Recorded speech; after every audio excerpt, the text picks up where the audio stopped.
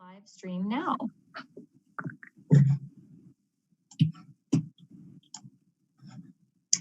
I will now call, I'm supposed to do this. Whoops. There you go. I will now call to order the regular City Council meeting of February 8th, 2021.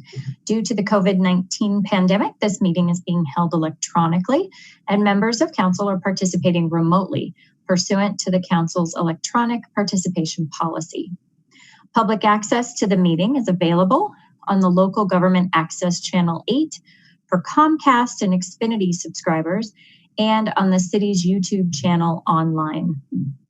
Public access is also available by telephone by utilizing the call-in numbers posted on the meeting agenda.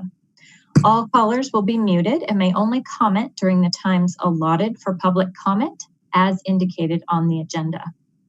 If you're on the phone line waiting to speak to council and are also watching the meeting on YouTube or channel 8, please know there are a couple of seconds of delay with the live stream. Please turn down your computer or TV volume as we approach the sections of the agenda reserved for public invited to be heard, so you can hear the council meeting on the phone and to prevent background noise when you are unmuted to speak. Those calling in and wishing to speak to council may text 303-450-8757 to sign up to provide public comment. Please note that you must connect to the City Council meeting by calling the separate call-in number listed on the agenda. If you prefer to not text your name to the clerk, please speak up and indicate your desire to provide public comment when prompted at the appropriate times. Once you have been recognized, state your name and address and provide your comments to the council.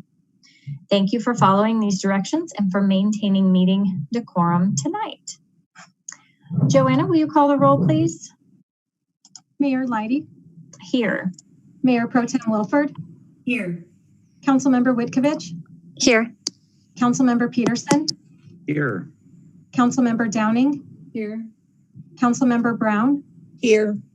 Councilmember Goff. Here. Councilmember Duran Malika. Here. Councilmember Escobar. Here. Thank you. Thank you.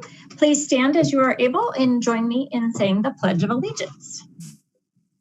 I pledge allegiance to the flag of the United States of America and to the republic for which it stands, one nation, under God, indivisible, with liberty and justice for all. Thank you. City Manager Geyer, do we have any responses to citizen inquiry? Nothing this evening, Mayor Leidy. Thank you. Are there any additions or deletions to the agenda? Nope. Okay. So we will begin. We have 3 proclamations tonight. I'm just fixing my screen, sorry. Okay, so we are going to begin with American Heart Month. And I believe we have a couple of members of our community here to accept that proclamation. I believe I have Dr. Kelly Lewis, MD, Medical Director at SCL Health in Northglenn, a fellow of the American College of Emergency Physicians, and Medical Director of the U.S. Acute Care Solutions, Colorado West. So Dr. Collins, thank you, or Dr. Lewis, thank you for being here. Meredith, if you have 2 screens, you're showing the wrong one. What am I showing? Your sheet on your cheat sheet. My cheat sheet, my script. Thank you. Yes. So we need this one. That's Perfect. a better name for it. Yeah, totally. So great. Is Dr. Lewis with us? I'm on the phone. Can you hear me? Oh, perfect. Thank you, thank you, thank you. Yes, I can hear you. Okay, here we go. Whereas heart disease, including coronary heart disease, hypertension, and stroke, remains the #1 cause of death in the United States, and whereas the American Heart Association reports that coronary heart disease accounts for 1 in 4 deaths in the United States annually, killing over 647,000 people a year. And whereas heart disease and the risk factors that lead to it can happen at any age, risk factors include increasing age, gender, family history, smoking, poor diet, high blood pressure, high cholesterol, diabetes, obesity, physical inactivity, stress, and poor dental health. And whereas the COVID-19 pandemic has impacted the public's heart health, caused people to delay or avoid going to hospitals for treatment, and contributed to more people engaging in unhealthy lifestyle behaviors such as eating poorly, drinking more alcohol, and limiting physical activity. And whereas while some risk factors are unchangeable, most are avoidable with behavior modification and lifestyle changes, and keeping our community's residents healthy and promoting awareness of heart disease is important.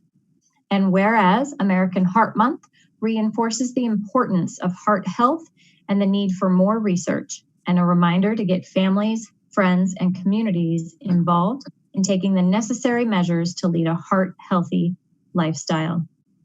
Now, therefore, I, Meredith Leidy, Mayor of the City of Northglenn, Colorado, do hereby proclaim February 2021 as American Heart Month in the City of Northglenn and urge all individuals to take decisive action to control their health and support and motivate friends and family members in their efforts to prevent heart disease.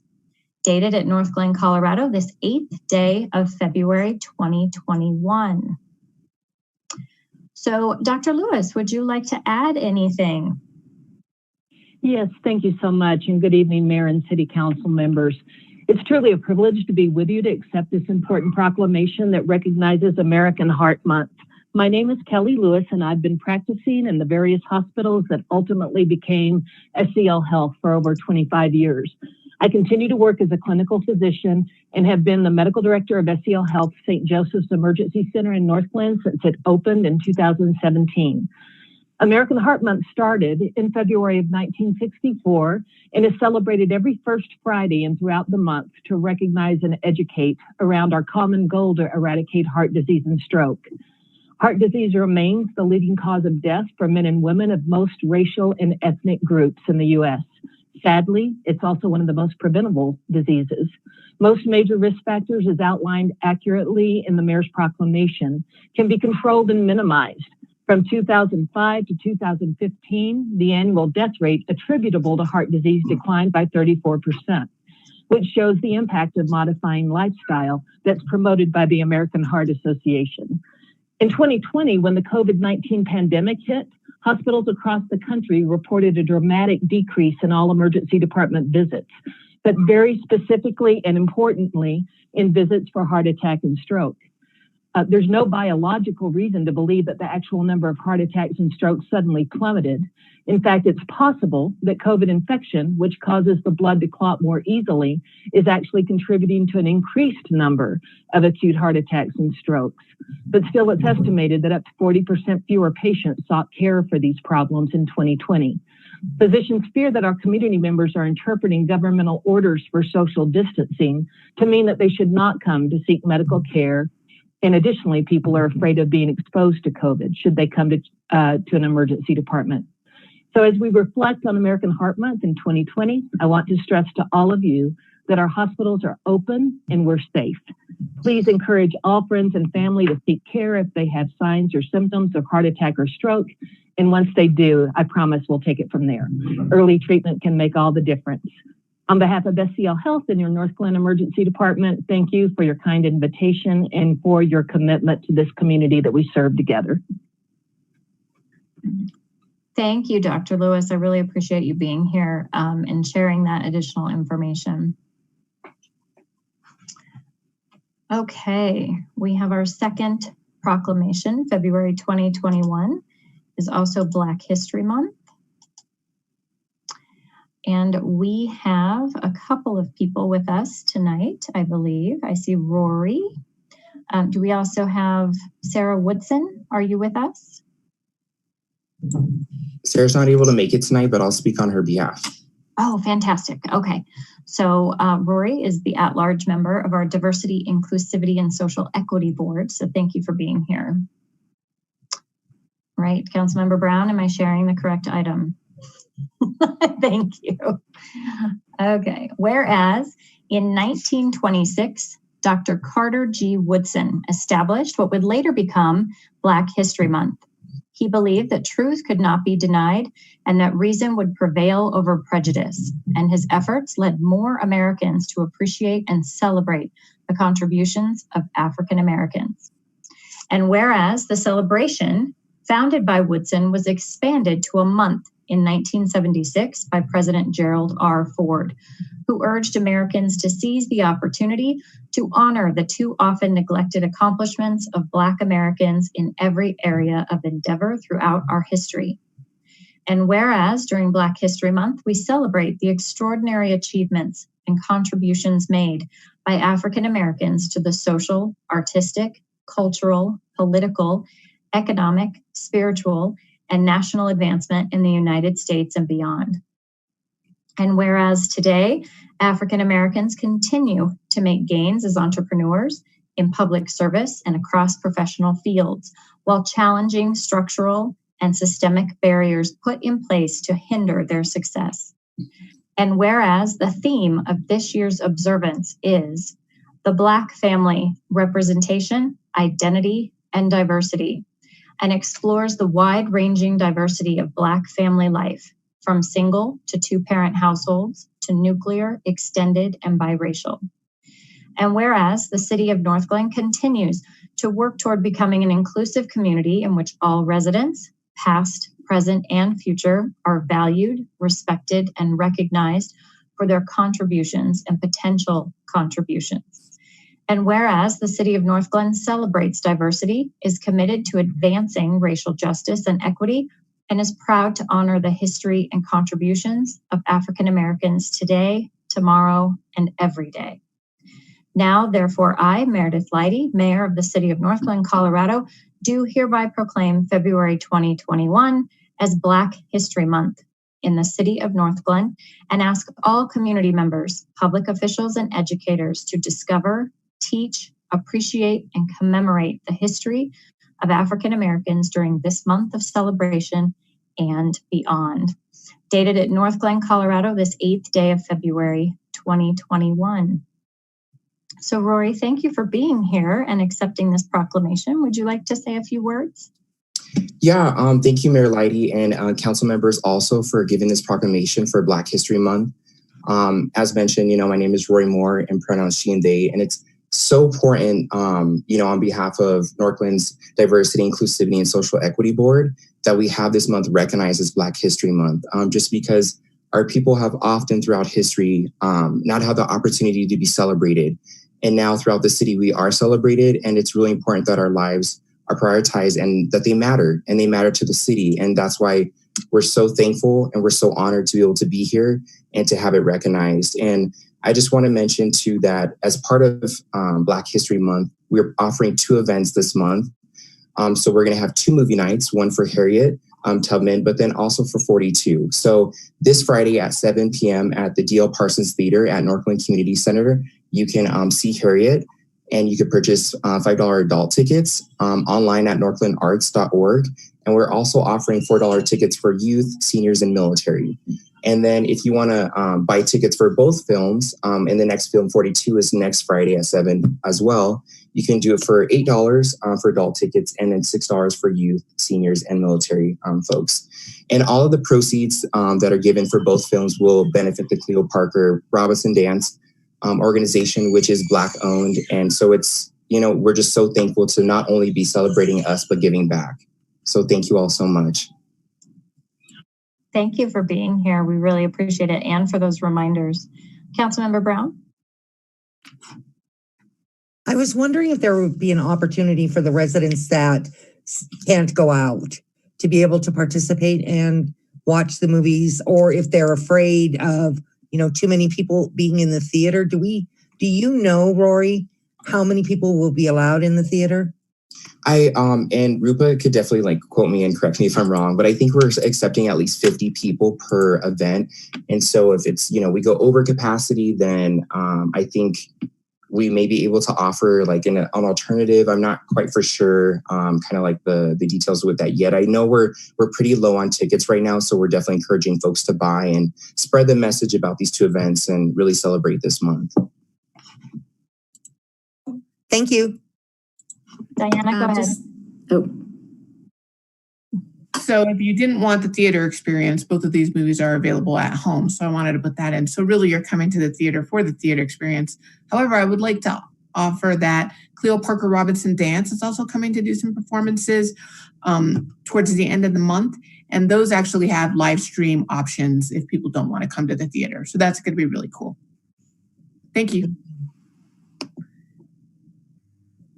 Awesome. Thank you. Okay. Have a good night. Rory, thanks for being here. Yeah, thank you so much, Mayor.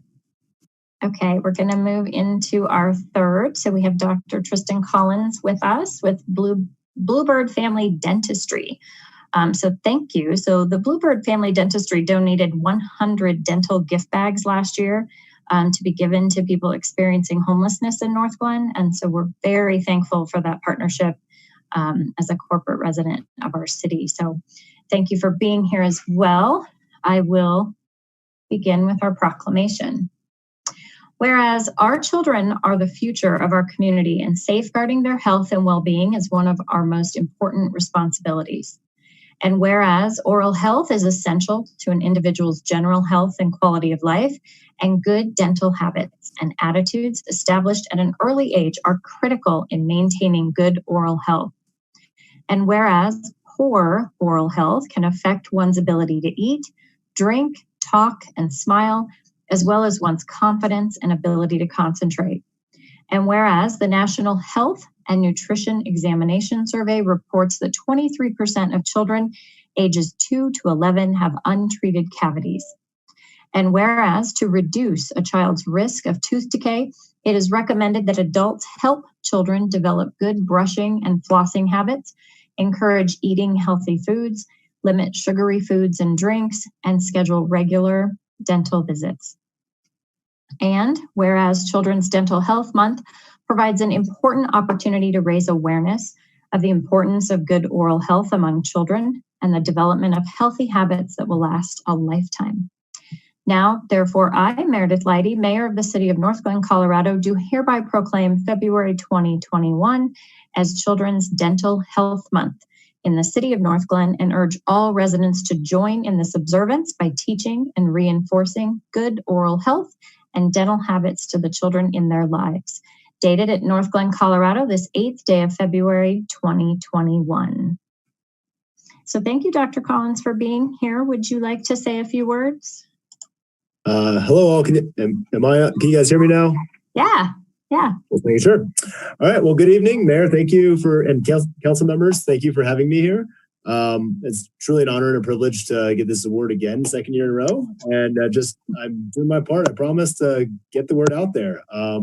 Just like Dr. Lewis was saying, on the American Heart Health, the oral health really directly impacts the whole body and certainly the heart as well.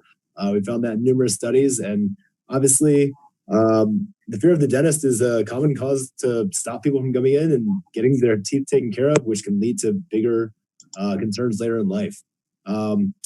Shying away from the dentist and get the treatment that they need is a big concern. At our office, we like to encourage starting with happy, healthy visits, getting even as young as 2 years old, coming in with parents, seeing their parents go through the process of a happy, healthy cleaning. Just being able to model that experience makes it much easier to get into that process at a young age. Much better than waiting until we see people when they're older and their first experience is having those cavities and this kind of scarier dental visits, not knowing where to begin with the safe stage. That's where we like to start as young as possible, just making sure that they can see how a happy visit is and mimicking that in their own lives. Maintaining those oral hygiene habits later in life starts with the young habits that we create. So by rewarding those skills, showing good benefits of fluoride, brushing, flossing, and of course the classic trip to the treasure chest, Those kinds of experiences make a positive memory that we want to continue throughout their teenage years and adult lives as well. So happy to see kids of all ages, sizes, races, ethnicities, the works. We take a lot of insurances and we want to make sure we can spread that from a young age forward. So that's pretty much, I think, the little summary of what I have to say today. Thanks again. Thank you. So when you say all ages, do all ages get the treasure box? If you're good, if you're naughty, yeah, it really depends on the exam. That's the best part. No offense. I would let you work on my teeth, but I like the treasure chest. Hey, especially if you ask, we do make exceptions. I got one when I took my granddaughter. I cried. Oh, well, thank you, Dr. Collins. We appreciate you being here, and we hope you have a great night. Thank you, Mayor. You as well. All right, moving into public invited to be heard. Joanna, is there anyone signed up to speak to council? No, I do not have anybody signed up to speak. Okay, so I'm not going to read that whole script. Just anyone who's on can call next time. Okay, communications. We will start with Ward 1. Councilmember Peterson. Good evening, Mayor. Thank you very much. Not much to report, just ongoing interviews for the CCPP board, and just outstanding. As all of you know, with the interviews that you've had, it's really wonderful that we live in this community and so many people care and so many people want to make a difference and so many people are civic minded. And I've just been, all of us I know, but I've been so impressed. I've been so pleased. And I just want to thank everybody that cared enough to put in an application to interview and to work to make our city a better place. And that's it. Got it. Thank you. Councilmember Witkovich. Thank you, Mayor. Nothing for me tonight. Councilmember Brown. We had our youth commission meeting last Tuesday night. We meet every other Tuesday, and I just can't tell you how much I actually learned from the kids on our youth commission. They are stellar folks. I believe the NER meeting is tomorrow, so I don't have much to say to that. Other than that, I really don't have anything relevant to add. Okay. Councilmember Downey. Thank you, Mayor. Just a couple short things. The Finance Committee did meet the other day and we discussed the methodology that we'll be looking at it for the first reading for the ordinances for sales tax simplification. So I know Jason can do much better than I can about that. Then also the Arts and Humanities Foundation met, and we just went over the events that are going to be happening this coming year, as well as, you know, the things that we would like to change or include from the things we had to cancel last year and bring them forward. And I know Diana's going to be doing a little bit of that too today. So I'm kind of lucky, really. And just a kind of a FYI for you guys, I was reappointed or reelected to be the chair for Rocky Flats again. So that's my report. Thank you. Thank you. Councilmember Duran Malika. All right. Hey, guys. So I don't have much of an update. I did want to talk about a couple things. So I did attend a CDOT meeting last week regarding the I-270 project. It's coming along. They did have another outreach event, I think, if you will, in December. And so that information is available on their website. If you're curious about what the project looks like, and, you know, some of the things that they're including in that. So they're looking at, you know, a toll lane like we typically have on I-25 North, something that we're used to up here. Adding that, they're also going to fix the Vasquez interchange, which is like the worst part, 270 all in all. So hopefully that will give us some relief. And then they're doing a lot of actual, like, just pedestrian improvements in that area, which I think would be really great for those folks who are trying to actually navigate that corridor underneath the bridges and things like that. So the project is coming along and it's great to see. So yeah, go check out their website if you're interested in what's going to happen in the future for 270. I think a lot of people are excited not to sit in traffic on that road. And then the only other thing I wanted to bring up this evening was a call that I got from a resident. And, you know, this was directly after that pedestrian accident that we had on Washington, right, a couple weeks ago. But overall, you know, I continue to get feedback from residents about just concerns about pedestrian safety, whether or not it's in our school zones, which I think that we've improved in a lot, or maybe it's around school bus, you know, loading and drop off areas, or even if it's just people trying to, you know, cross some of our busy streets to go for a walk, go to a park, things like that. And so I just wanted to raise up those concerns. I'm not sure if you guys are hearing the same concerns from your residents, but it just seems like pedestrian safety has just been a consistent concern that I've been hearing from residents since I've been elected. And, you know, I'd like to just be thoughtful about how, you know, we could possibly continue to, you know, I guess, address these concerns. What are some ways that we could, you know, organize residents' feedback when it comes to pedestrian safety? Is the one-off approach the best way to continue moving forward? Usually I send Heather an email. Hey, I got this email from this resident today about, you know, the situation, and, you know, she goes and investigates. Or is there some way that we could, you know, approach pedestrian safety a little differently? I know a lot of people are concerned about, you know, the speeding on Washington. That's what I hear a lot. And so, you know, what are some things that, you know, this council could consider moving forward with? I don't have any of the answers right now, but I'm just kind of raising this up as a consistent concern that I'm hearing from residents. And I don't really know if our current approach is the best way to continue to receive and kind of process their feedback. So maybe it's something that we could talk about at our retreat or planning session later on this month. But that's just, you know, something that I'm trying to think a little differently about. So those are all the updates I had tonight. Thanks. Great, thank you. Councilmember Goff? Thank you, Mayor. Let's see, I've got a few quick things to report out on. Councilmember Mullick and I did participate in interviewing for the Community Co-Production Policing Board, and just want to thank all the people who applied for that. We had a lot of very interested and qualified candidates. It was a very difficult choice, and I know we're not finished. You know, the process is going to continue on for some of these at-large seats, and I'm not sure all the wards have finished their interviews either, but we are looking forward to seeing that put together. I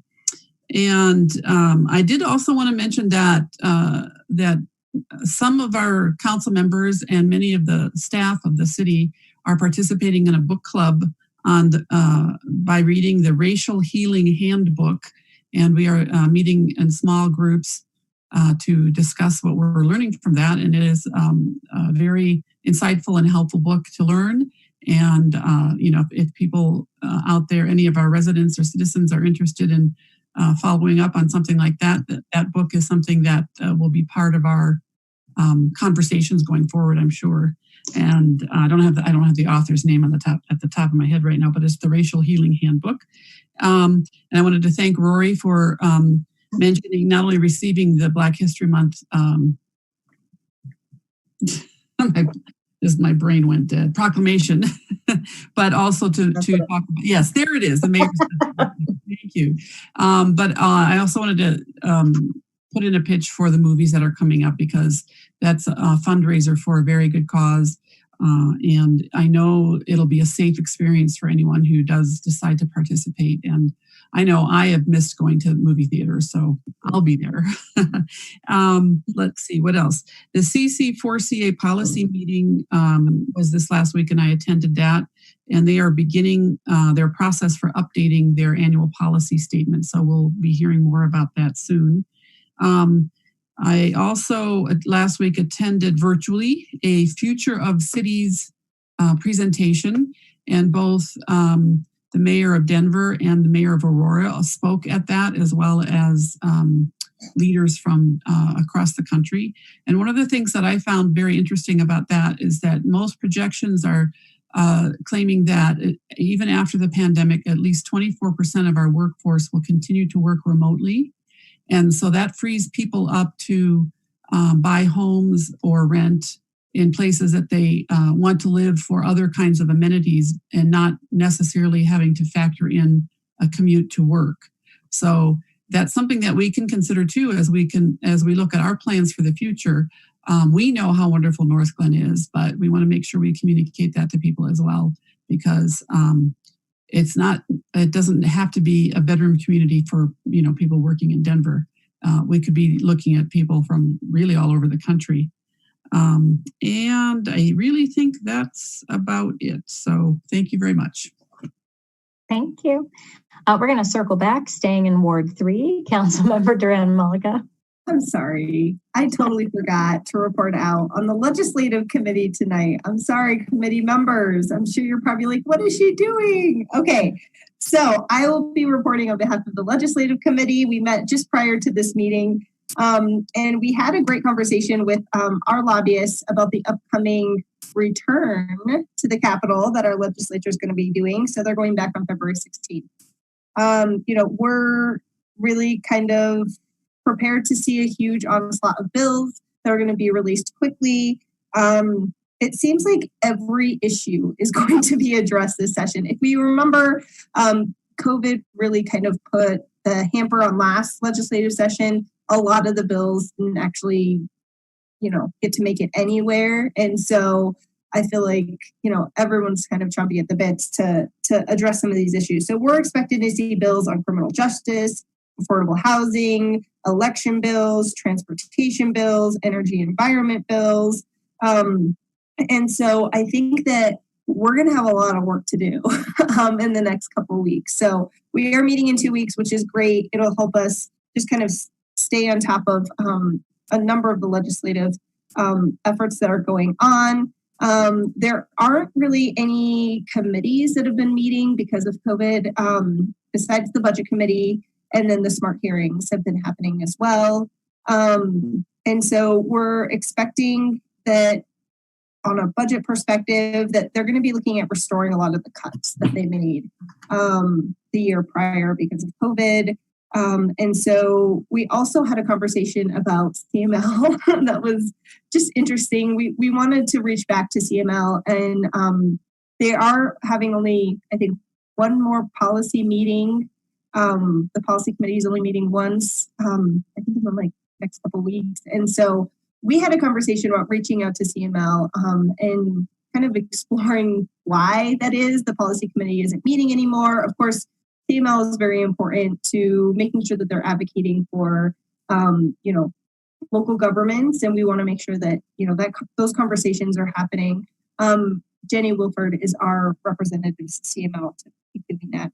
And then we really just had a conversation about one of the major transportation legislations that's going to be going on, and that's a bill from Senator Faith Winter. And when she was with us in December, she gave us a little bit of an overview of what she was looking at. But a lot of it's going to come into the gas tax. That hasn't been adjusted for a very long time, and I think the 90s. And so how is that's going to go? And then plus, how are we going to get money for transportation? So will multimodal be included in that? Is there going to be other fees applied? All of that is up in the air and for discussion. But if you guys recall, transportation funding has been a huge issue for everybody in local government since, for a long time, obviously. But it really impacts, not only construction, but even how RTD can operate. I mean, overall, there's just been a huge lack of funding in the transportation sector, and something that needed to be addressed for a long time. So a lot of people have high hopes for Senator Faith Winter's bill to see, is she going to be able to accomplish, seems like, this massive effort to correcting our transportation funding system. So we had a pretty good conversation about that too. But that was all from the legislative committee. We're meeting again in 2 weeks, so we'll have lots more to report on our next meeting. Thanks. Awesome, thanks. Councilmember Escobar. Thank you, Mayor. I don't have anything that hasn't already been covered. Thank you. Thank you. Mayor Pro Tem Wolford. Nothing this evening, Mayor. Thank you.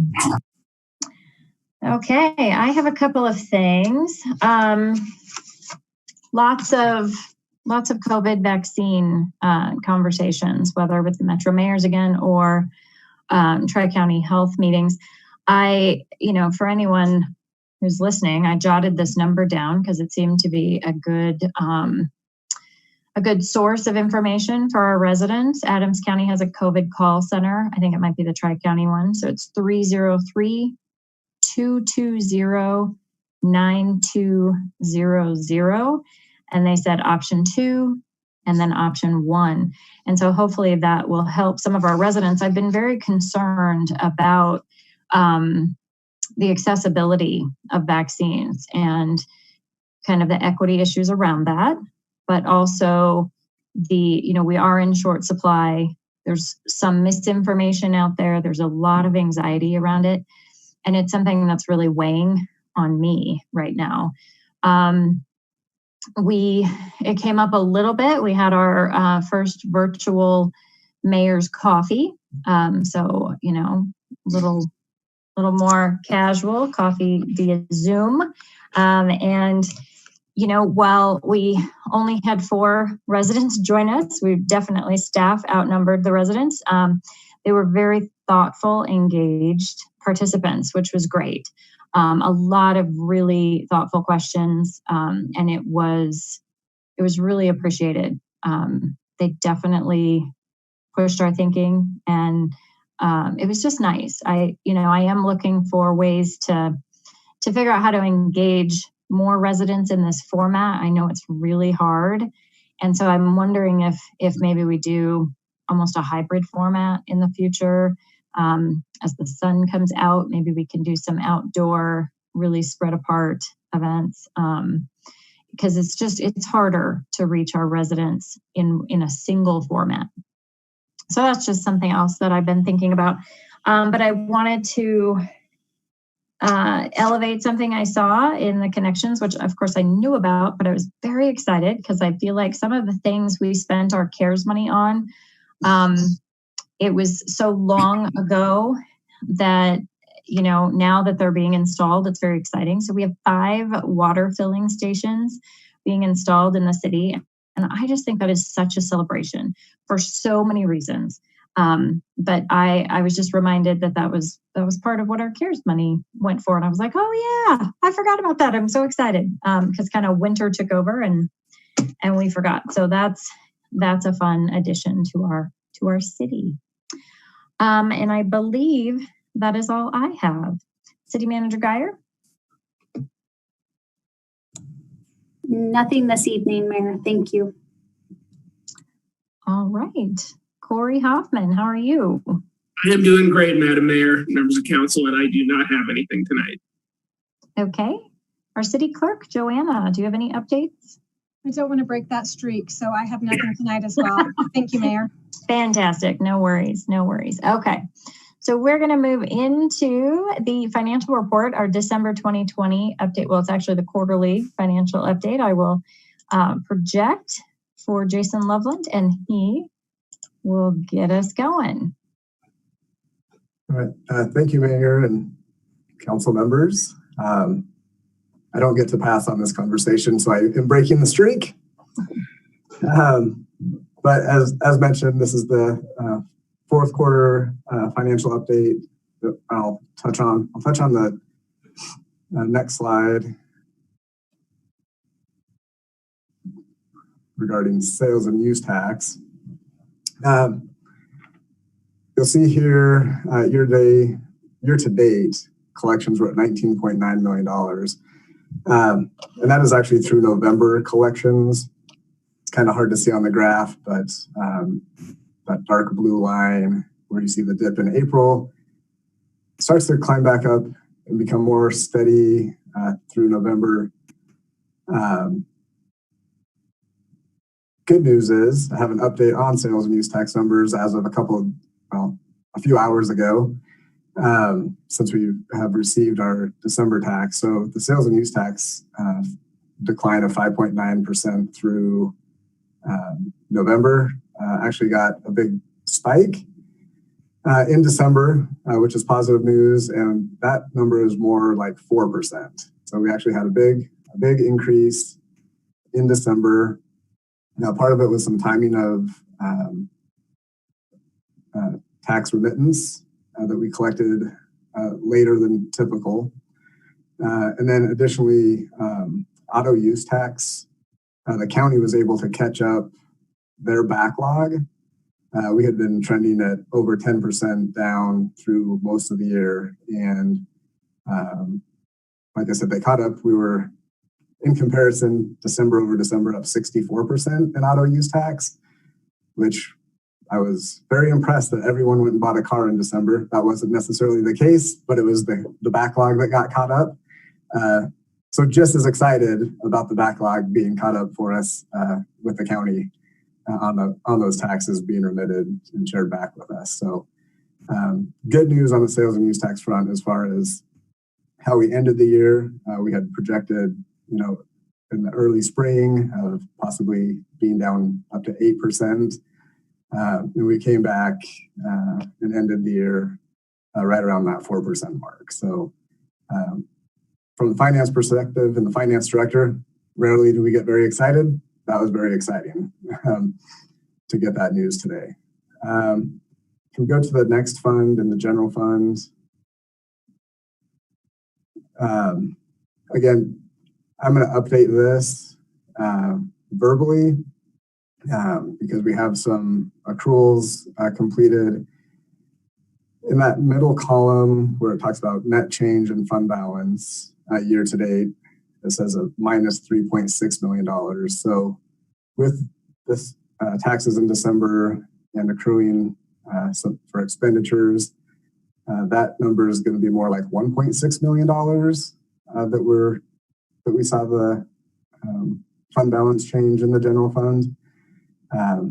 These are unaudited numbers, and we're still doing minor cleanup here and there.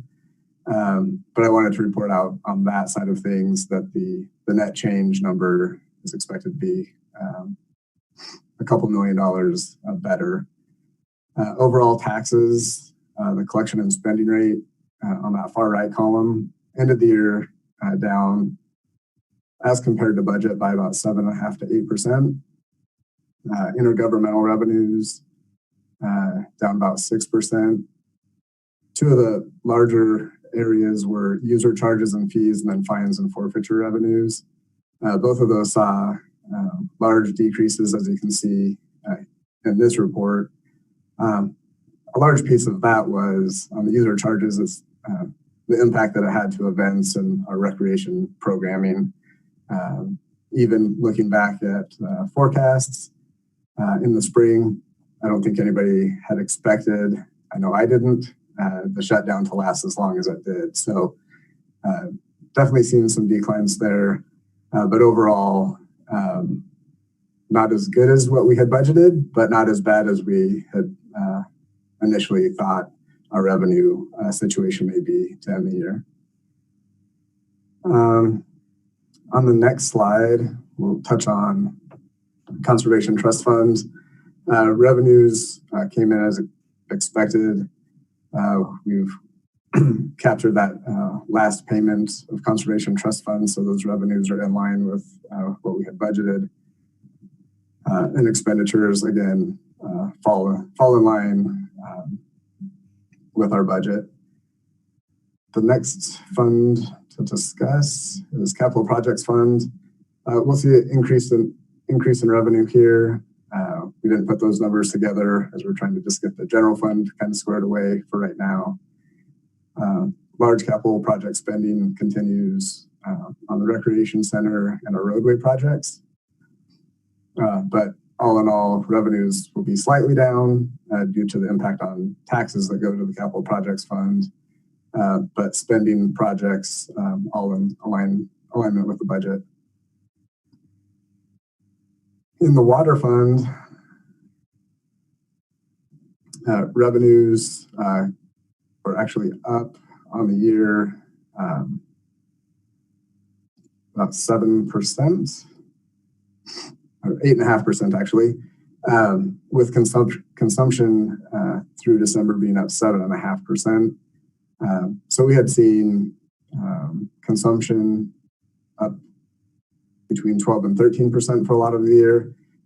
In the winter months, it's gone down somewhat, but still consumption's up 7.5% for the year. Spending in all categories aligned with our budget plan. In the wastewater fund, charges for services are up 8.5%, and total spending, again, aligned with our budget plan for the year. You'll see a net change in fund balance of $486,000 there. The timing there, the financing was budgeted in 2020, and that funding will actually come to us tomorrow at our closing on those wastewater revenue bonds at 9 in the morning. So just a timing difference of a couple of months when that ended up being closed. The next fund, we have a stormwater. Revenues and alignments, expenditures as well. We had a larger budget than normal on expenditures for some capital projects. Or gearing up for the possibility of capital projects that did not take place during 2020. And then lastly, the sanitation fund, revenues in alignment with budget, as were expenditures. And then I think there's a summary slide as well, but I'll go back to sales tax briefly. You can go to the last slide. Thank you. I didn't touch on some of the more impactful sales tax producing areas. So grocery or food for home consumption tax ended the year over up 15.5% versus the prior year. And then marijuana sales ended the year over 12% increase wise. The auto use tax, despite the huge December collection, was overall down 6%. And then, of course, retail and restaurants, those were all down over 10%. Not every business, but those major categories were down over 10%. So some of those essential businesses had very successful years, and while some other businesses that were more impacted by the pandemic did not have such good 2020s. And that is all I have. If there's any questions.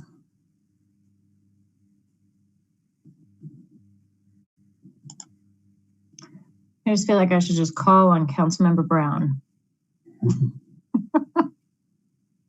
Thank you for recognizing I'm the one that looks at all the numbers.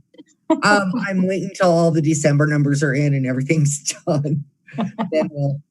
then we'll talk. But I don't want to say I'm pleased, but we made a remarkable recovery. You know, we're not as far off as I feared we would be. So thank you, Mayor, for recognizing me. You're welcome. You're welcome. Does anyone else have any questions or comments for Jason? No. Okay. Thank you so much. We appreciate it. Okay. Moving into the consent agenda. Is there a motion to approve? Motion to approve. Second. Please call the vote. Mayor Leidy, Yes. Mayor Pro Tem Wilford, Yes. Councilmember Whitkovich, Yes. Councilmember Peterson, Yes. Councilmember Downing, Yes. Councilmember Brown, Yes. Councilmember Goff, Yes. Councilmember Duran Malika, Yes. Councilmember Escobar. Yes. I will close that vote and the consent agenda passes unanimously. Okay. Moving into public hearings, we have one tonight, CB 1966. Joanna, will you read the title? A bill for an ordinance repealing and reenacting Article 9 of Chapter 7 of the Northglenn Municipal Code relating to toy vehicles and unlicensed vehicles. I will now open the public hearing on CB 1966. Joanna, do we have any comments or is there anyone who has signed up to speak? Just checking my email really quick here. No, I didn't receive any comments and I don't believe there is anybody on the phone line other than staff and council. So I don't have anyone signed up. Okay. Well, hearing none, I will close the public hearing. Moving into ordinances on second reading. CB 1966 is the same electric vehicle ordinance amendment. Is there a motion to approve on second reading? Motion to approve. Second. All right. Police Chief Jim May is here to provide a summary. Hello, Chief. How are you? Good evening, Mayor, Council. What we're doing is we're with this Council Bill 1966, we're amending the electric vehicle ordinance. And by doing so, we're just bringing everything in today's standards. So with technology and everything else, for a while there, our actually Commander Waltz and her Tesla was kind of illegal to drive it on our streets. So we're fixing some of that. So again, it's amazing how technology is advancing, but we're trying to keep up with it with our ordinance. Also with the passage of House Bill 19-1221, when it regards to scooters, the bill also has better definitions, different vehicles that are now utilizing our trailways, our roadways. So again, there's just more clarity within this ordinance to address that. So again, this just brings updates our ordinance, and we're asking for passage of this Council Bill 1966. So I'm open to any questions.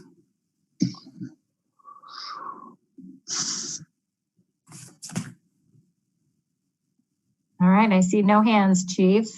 I think we're good. Joanna, will you call the vote, please? Mayor Leidy? Yes. Mayor Pro Tem Wilford? Yes. Councilmember Whitkovich? Yes. Councilmember Peterson? Yes. Councilmember Downing? Yes. Councilmember Brown? Yes. Councilmember Goff? Yes. Councilmember Duran Malika? Yes. Councilmember Escobar? Yes. I will close that vote and CB 1966 on second reading passes unanimously. Okay. Ordinances on first reading, CB 1967. Joanna, will you read the title, please? A bill for an ordinance amending Chapter 7 of the Northglenn Municipal Code to create a vehicle weight limit for residential streets, establish truck routes within the city, create an overweight to oversized vehicle permit process, and establishing penalties for violations thereof. Move for approval. Second. Okay. Kent Kisselman, our Director of Public Works, is here with us tonight to provide a summary. Hi, Kent. How are you? Good. Good evening, Mayor. Good evening, Council. So this is follow-up to our study session on heavy truck traffic. You asked us to go back and look at a few things, and that's summarized in the memo that you have. I'll just highlight those. So we looked at removing Community Center Drive, the portion that's north of Malley. We went ahead and did vehicle counts on there and showed that there was a very small number of heavy trucks that utilize that area. So the map has been updated accordingly. That removes that north portion from Malley to 120th, but does keep in the Malley going over Community Center Drive Bridge to keep that east-west connection through the city. We're also looked at Washington Street, and again, we did vehicle counts, and very few of the vehicle counts. And again, when we do the counts, it was a snapshot in time. But when we did the 7-day study, it just showed a 0.3% of the total vehicles were heavy truck traffic.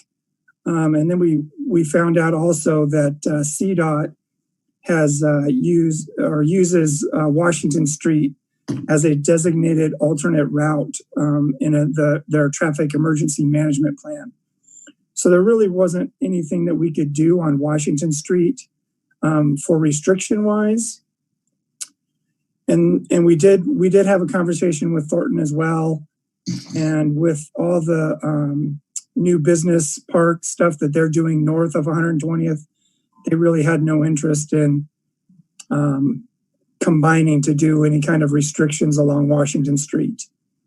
We did, on the third item, follow up with them on what they do with heavy truck traffic, and they said that they would partner with or have partnered with the city of Northglenn PD in the past and would like to in the future, and look at weight limits and pulling over some of those trucks and doing some checks along there. So I know the chief is looking, and his staff is looking for coordination efforts with them as they get into the spring to go ahead and look at what that kind of program looks like. And the last thing was we talked about the permitting, and we updated the permit for oversized vehicles, and Corey has provided guidance in the ordinance, and we'll be coming back in the upcoming weeks with a resolution to set those permits applicable by resolution. And we recommend approval of this council bill on first reading. I'll answer any questions. Any questions or comments for Kent?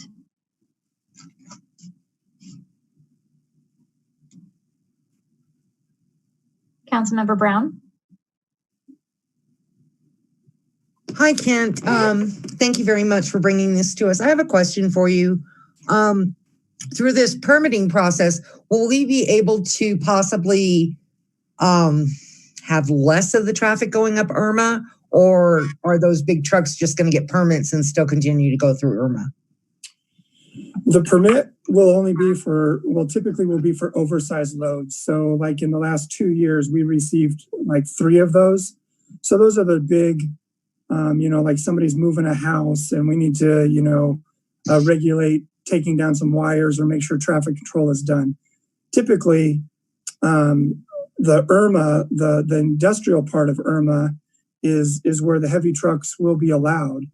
Anything north of 112th is now restricted based on our heavy truck map. So if we find them on Irma north of 112th, then that's easy for PD. If they see them, it's an easy pullover and citation. That's why we designate, we have now the heavy truck route. And so any vehicles or oversized vehicles not on that blue line, you're able to just pull them over and cite them. Thank you very much. That is exactly what I wanted to hear. Thank you. Councilmember Goff. Thank you, Mayor. I have a very hopefully easily answered question. In the explanation of this ordinance, you talk about additional signage, and yet there is no budget implication associated with this. So I'm just kind of curious about how is it just going to be rolled into your normal replacing of signs, or how does that work? Yeah, well, we have our own sign shop, as you know, and so internally we've budgeted for the 2021. Since we started this process last year, we added a little bit more money into our operation account, and we'll be able to go ahead and make those signs, and we'll install those all ourselves. It'll take a little bit, but we'll get her done. Okay, that's exactly what I wanted to know. Thank you.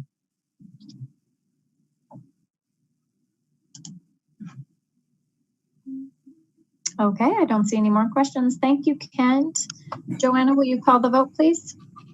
Mayor Leidy? Yes. Mayor Pro Tem Wilford? Yes. Councilmember Witkovich? Yes. Councilmember Peterson, Yes. Councilmember Downing, Yes. Councilmember Brown, Yes. Councilmember Goff, Yes. Councilmember Duran Malika, Yes. Councilmember Escabel. Yes. I will close that vote, and CB 1967 on first reading passes unanimously. Great. Thank you. Thanks, Kent. Okay, CB 1968. Joanna, will you read the title, please? A bill for an ordinance amending Chapter 5, Article 3 of the Northglenn Municipal Code to define economic nexus and update methods for collection and remittance of sales tax. Motion to approve. Second. Okay, so we have Jason Loveland, our Director of Finance, back to summarize this item. Thank you, Mayor and council members. I think Councilmember Downing said it best when she said the Finance Committee heard about it. And I thought that was kind of those called mic drop moments.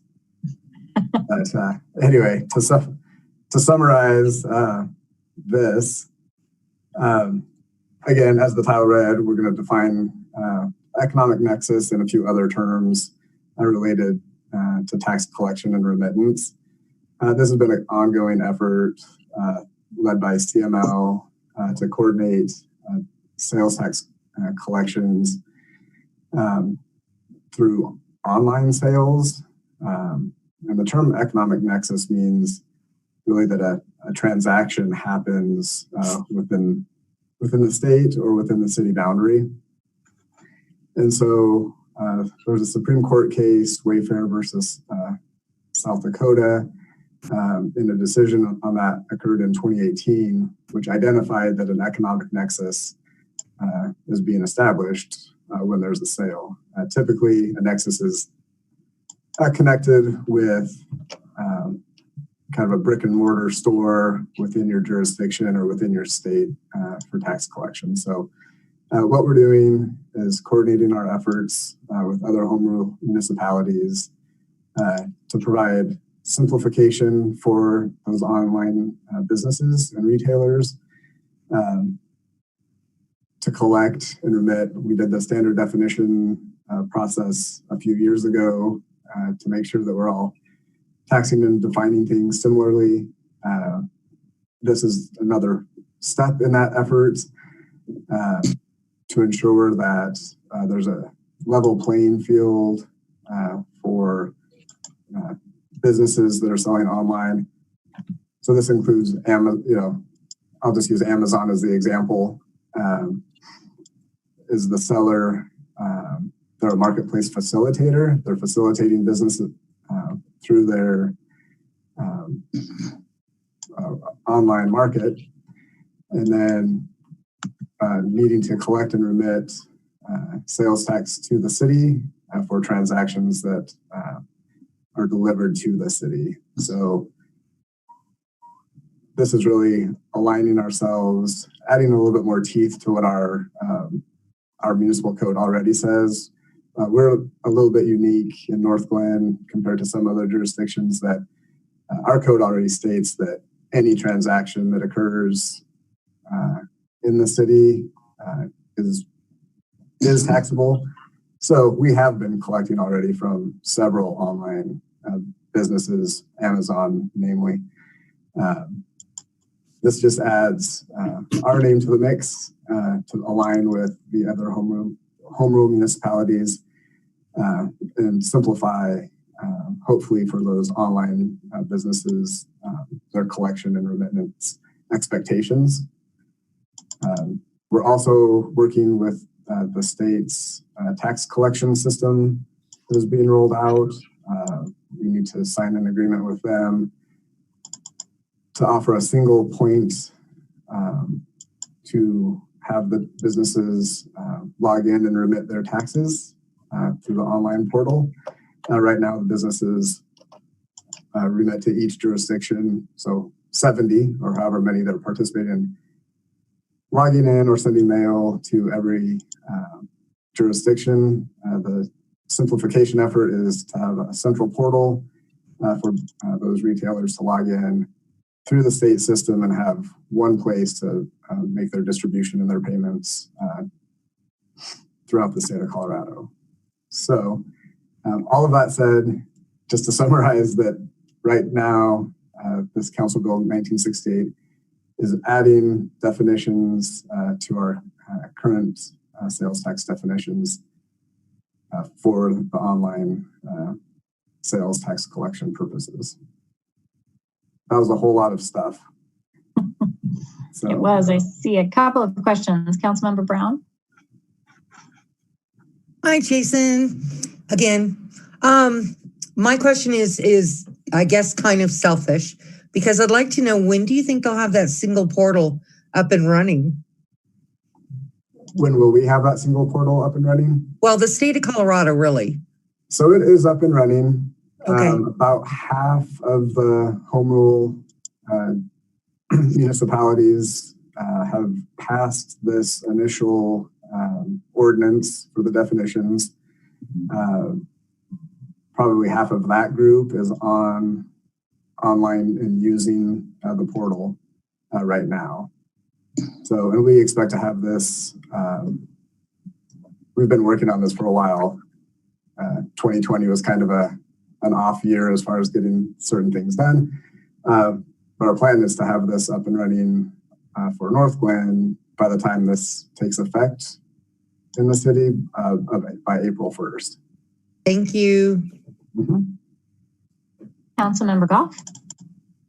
Okay, if I understand your explanation, I'm just curious if any Northglenn resident might suddenly see a tax being charged on something that previously they had not been taxed for because of the confusions.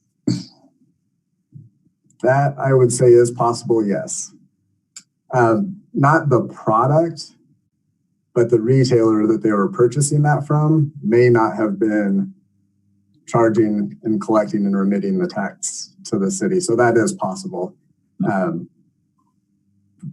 Okay, I just kind of wanted to clarify, because if that were to happen to someone, they might think that somehow, somebody pulled a fast one and increased taxes. And we just want to make it clear that that's not the case. We're just actually catching up with them, as it were.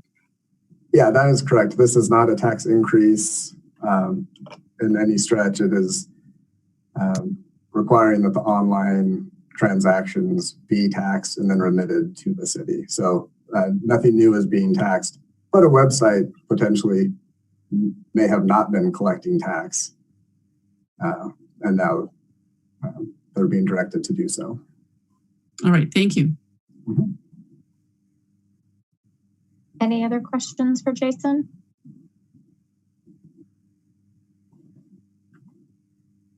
Okay, I don't see any. Joanna, will you call the vote, please? Mayor Leidy? Yes. Mayor Pro Tem Wilford? Yes. Councilmember Witkovich? Yes. Councilmember Peterson? Yes. Councilmember Downing? Yes. Councilmember Brown? Yes. Councilmember Goff? Yes. Councilmember Duran Malika? Yes. Councilmember Escobar? Yes. I will close that vote, and CB 1968 on first reading passes unanimously. Okay, moving into resolutions. We have one tonight, CR 18. Joanna, will you read the title, please? A resolution approving an intergovernmental agreement by and between Adams County municipalities, school districts, and other governmental entities for the establishment of the North Metro Youth Diversion Program and a governing North Metro Community Diversion Board. Move for approval. Second. Okay, we have our municipal judge, Amanda Bailhash, with us. Hello, Judge, how are you? I'm good. Good evening. I hope everybody's doing well. Yes.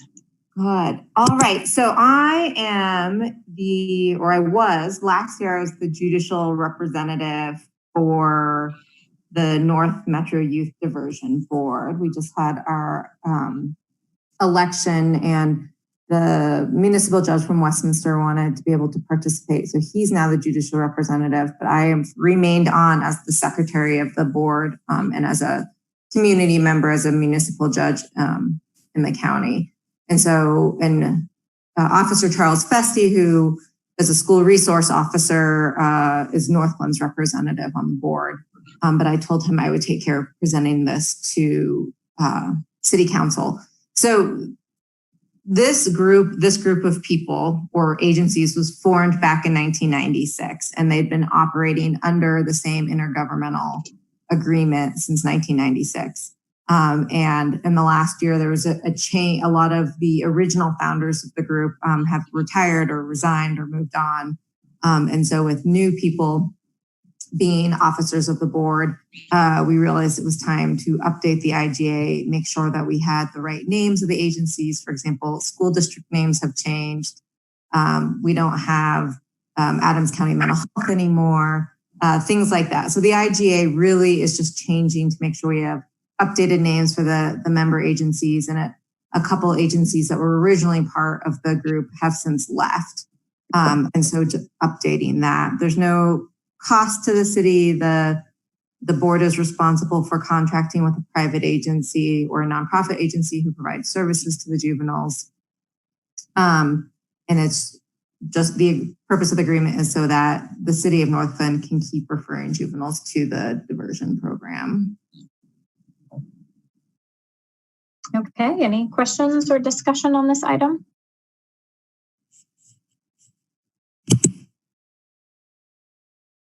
Okay, seeing none. Thank you, Judge, for being here. Joanna, will you call the vote, please? Mayor Leidy? Yes. Mayor Pro Tem Wilford? Yes. Councilmember Whitkovich? Yes. Councilmember Peterson? Yes. Councilmember Downing? Yes. Councilmember Brown?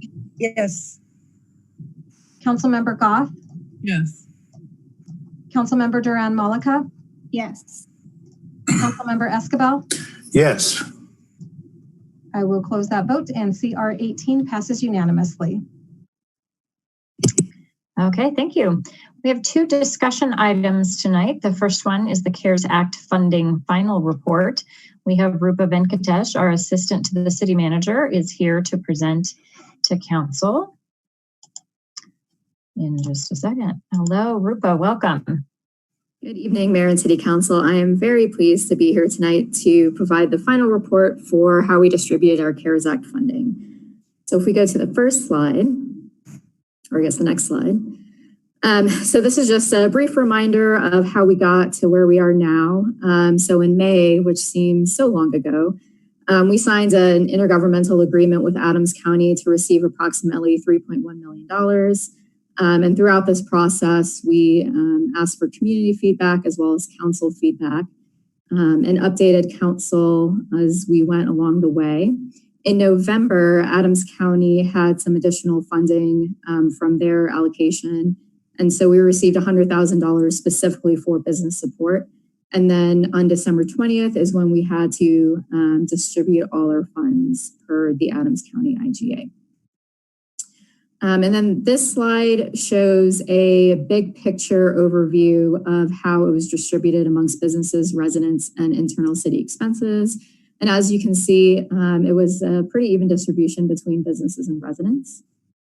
And on the next slide, these are the 6 categories that council prioritized ideas.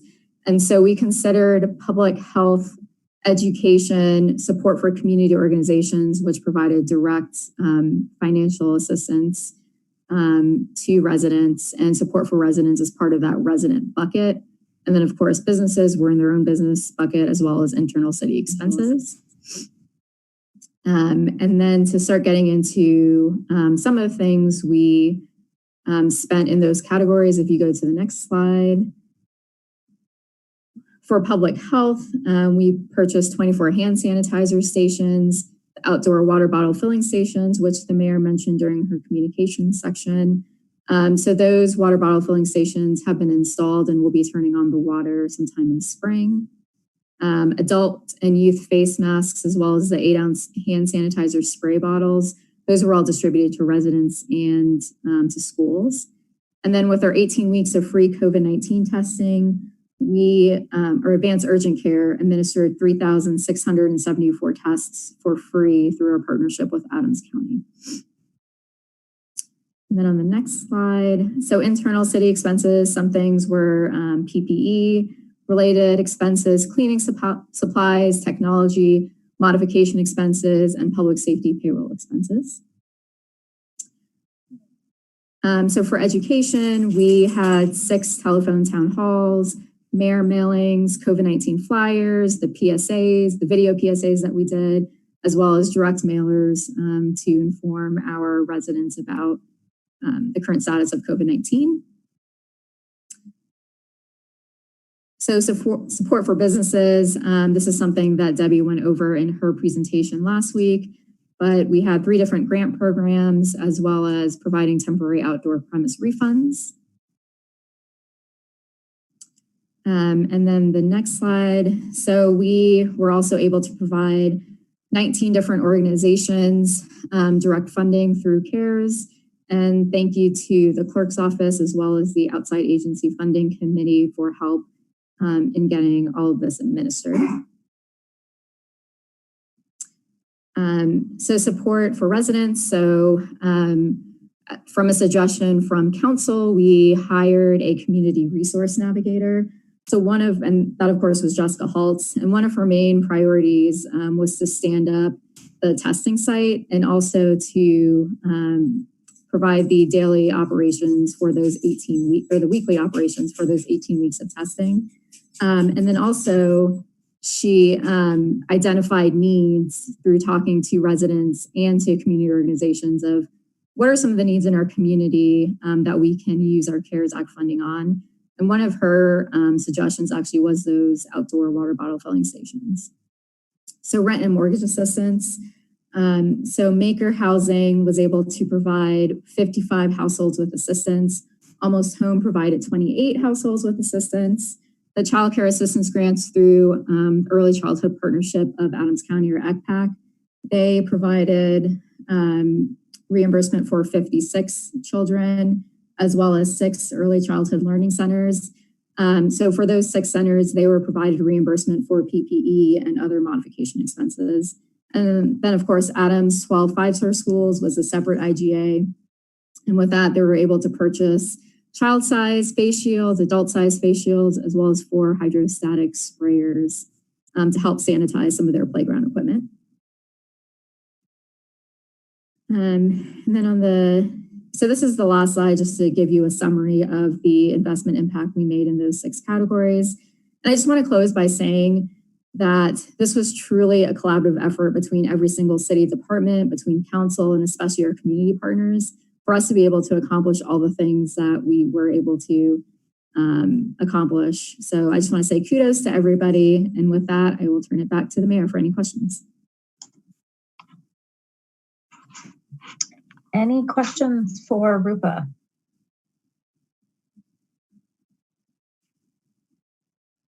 Well, I don't have a question, but I will tell you that is the most thorough explanation of how funds were spent that I've seen from an organization. I am in a lot of meetings and I see presentations like this all the time, and that was extremely easy to digest. It made sense and it was very clear. And I know you've been leading this charge the whole way, and I really appreciate your work on that. Thank you, I appreciate that. Okay, well, I think that's it. Thank you. Okay, Diana Wilson is here, our Director of Communications, with a 2021 event planning presentation. So I will get this pulled up, and Diana, you have the floor. All right. Well, I do want to do a brief introduction before I jump in. It's interesting that a year ago, I guess it would have been mid-March, we were getting all ready for the Farmers Highline Canal cleanup, and we were pretty confident we were still going to go with this still. And at the last minute, had to cancel because of COVID. And even come April, I was like, food truck carnival, we might have to move it till June. but it's going to be fine. So here we are. And it's just amazing to me that we're talking about different events for 2021, but we really are. And events are always changing. They're always evolving. We're always doing different things. For example, the fishing derby, one time we had bikes, the event has changed over the years. So events always change. But for my events team and engagement team, really trying to plan ahead on what can we do has been quite the challenge. So we have a plan that we'd like to make sure that you're aware of and get any input on. So if you could go to the first slide, that would be great. All right, so like I said, a recap from March to May, we were pretty much canceling things and shutting things down, which was a real drag. June to August, we were very excited to once again start going virtual and small. So you guys will remember it's the goodie bags that we handed out and the July 4th car, tours and that type of thing. Then we went to grab and goes at parks. So that was good. And then September and December, we really focused from instead of canceling things and doing things at the last minute, really trying to focus on what can we do now? What if we take all of the restrictions into place, what is still available? So for example, we had the Pirate Night instead of Pirate Fest, and everybody's in their mask and we watched a movie and it was a lot of fun. So that's how 2020 went. So if we want to go up to 2021, 2020 lessons learned first. So cancellations are a bummer, like I always said. However, planning with the short lead time is a little bit challenging. So if you remember, last year we came to you and said we needed to decide 6 weeks out. Hey, what are we going to do 6 weeks out? However, going into this year, canceling 6 weeks out is a bummer, but trying to plan 6 weeks out really is tough to do, and especially as our events are getting bigger. So Stephen and Ashley and Jenny, myself, all got together trying to put together a more comprehensive plan for 2021. We did have some great things that we learned, which were neighborhoods are supportive of hyper-local events. So that's good. So even though it takes a lot of effort to put on numerous events, at least we know people go and support them. That if we want to do a larger event, we really need a ticket or have a timed entry or have reservations, something that's really going to set people up. And still kind of struggled a little bit with having people wait, but we did eventually get everybody through for our very popular Noel Northglenn event. And the reason that we need to plan ahead is if we're going to get bigger as the year goes on, we need equipment, we need staffing, we need to do risk management, we have to have multiple locations, we have to, so on and so forth. So that's one of the reasons of why I'm coming, which may feel early to you, but actually to my events people feels late, with the 2021 plan. So we can go to the next one. All right, so we're going to continue with what can we do? In the memo, it really details everything on here's the different events, and depending on what our level is, what we can adjust it to. So we'll try and have a flexible plan that if we can go up, we'll go up. If we have to drop back down, we can drop back down. So that step up, step down is what we're going for, but really trying to set our dates so that we can promote it, so we can get the word out there, so we can start getting the things that we need lined up to do. And also for 2021, just accepting from the get-go that this is going to be a long haul.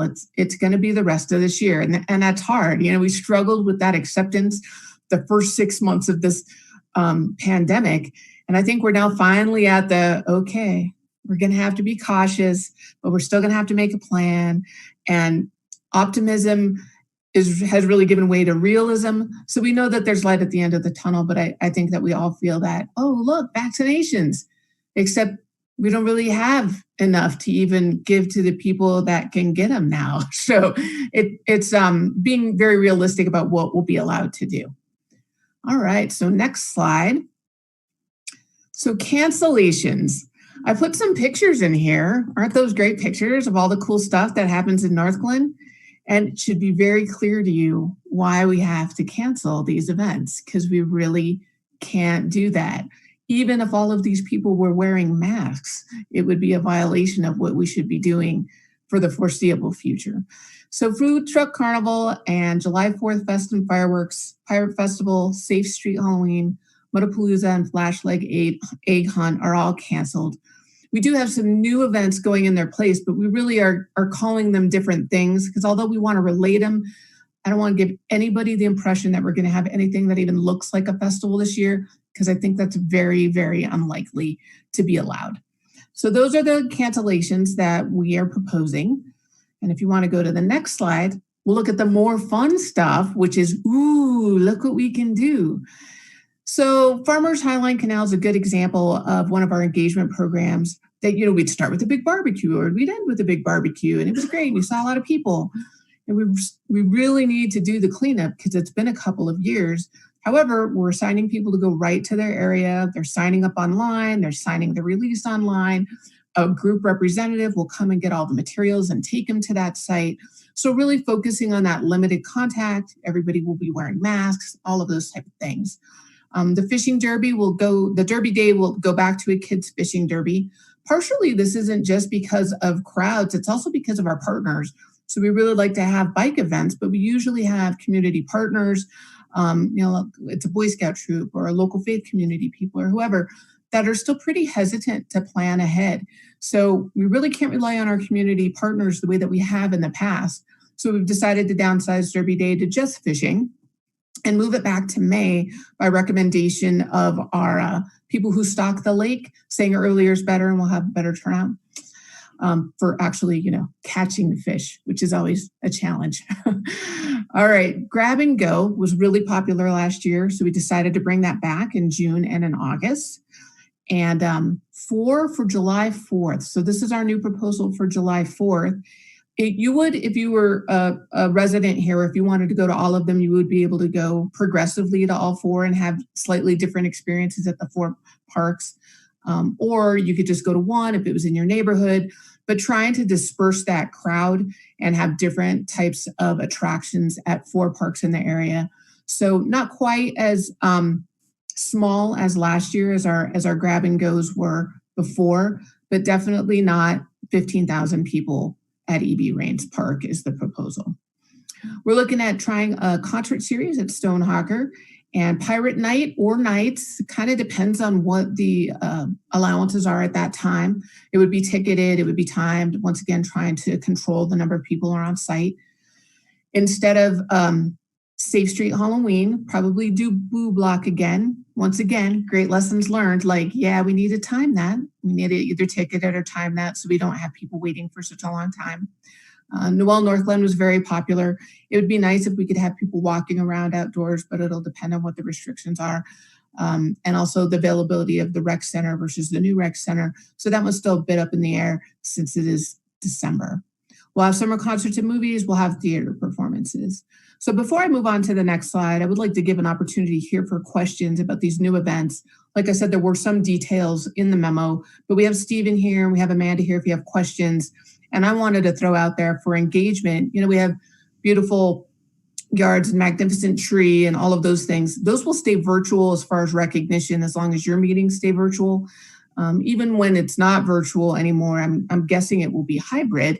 So we'll try and accommodate our people that we're recognizing that could either be virtual or they could come in person as we make that shift.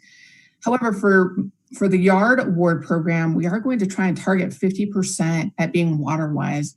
Part of this is because we're anticipating a drought, but the other part of it is we're really leaning towards sustainability as a city. That's something that we're encouraging, water and conservation. So in light of that, we're trying to shift our program to recognize people that are meeting that ideal. So that's one thing I wanted to point out.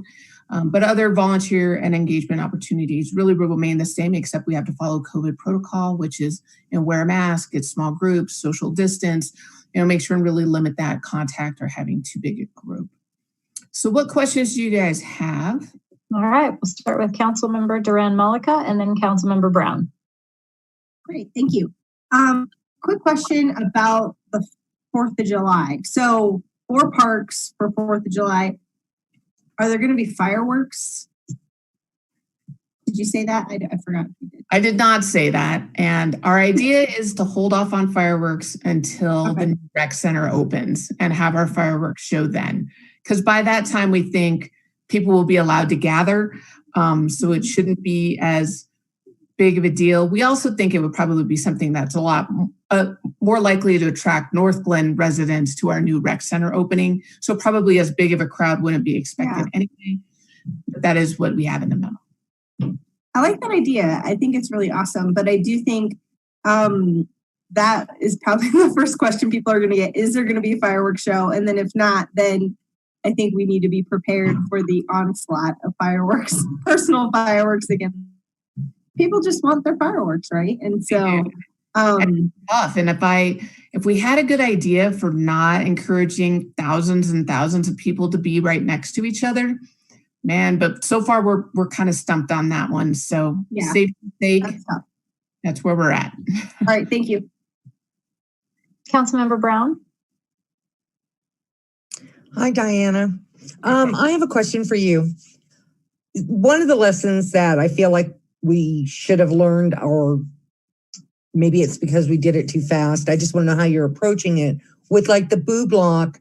You know, we were running out of bags, you know? So what is our expectation of increasing the ability to give things out? Do we need to add funding to the budget? Do we need to find, funding? And then the other thing is that the way that the traffic went out onto 104th, I'd like to know if we're making any thoughts or considerations of a change of route. I can't think of how without going through the neighborhoods. But those are two of everybody was so complimentary. I don't want you to think this is negative, but many were disappointed that the bags had run out, and I get that. And then I think for that one, I would like to see last year again for putting it together in such short time. You guys did a phenomenal job, but I'd like to see it, expanded a little bit if we can, or a few more inflatables, So are those things that you're looking at for that particular event? We are. And I do want to mention that Boo Block is officially the police department's event. So we're obviously there to help them. And I am speaking on their behalf right now, but I can say we learned a lot from Boo Block. And the first one was, we thought the time frame and that people were just riding in a car, how many people would really show up?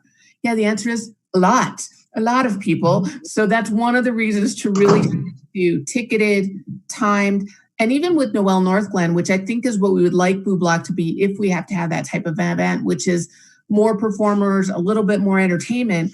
But even with Noel Northglenn, man, we ran behind schedule. So I think when you've never done things before, it's exciting. Let's go with exciting to try and plan brand new events that you don't know how many people to expect. You don't know, what the challenges are going to be. And Steven's an excellent events planner. Thank goodness for him. But in all honesty, it's about learning from what you've done before. So for Boo Block, it would be similar to the setup for Noel Northglenn, which it would be ticketed and would be timed. And I think we'll also give ourselves more time now that we know people are so hungry for that interaction, right? You can, including the performers, they were pretty chatty. Sure, I loved it, but just trying to plan for that. And if we do ticketed and we do reserved, we know how many people are coming and we'll have enough stuff. Right, exactly. Well, thank you very much. Sad about Pirate Fest. Cammie got her whole pirate attire for her birthday because she's really into pirates right now. So she's I'll have to tell her we can't go this year. But I think that you did a phenomenal. It just won't be. She can go. We'll have pirates something. Steven. Yeah, let Steven. And Steven could throw a few of the ideas out there for the different levels. Go ahead, Steven. No, I was just going to say, I think primarily it's keeping things as Diana said, just keeping things on the dial as we go. I think by September we'll have a much better idea of, or I think we said by July we'd have to decide, and if the dial is growing, then we can have maybe a larger pirate event.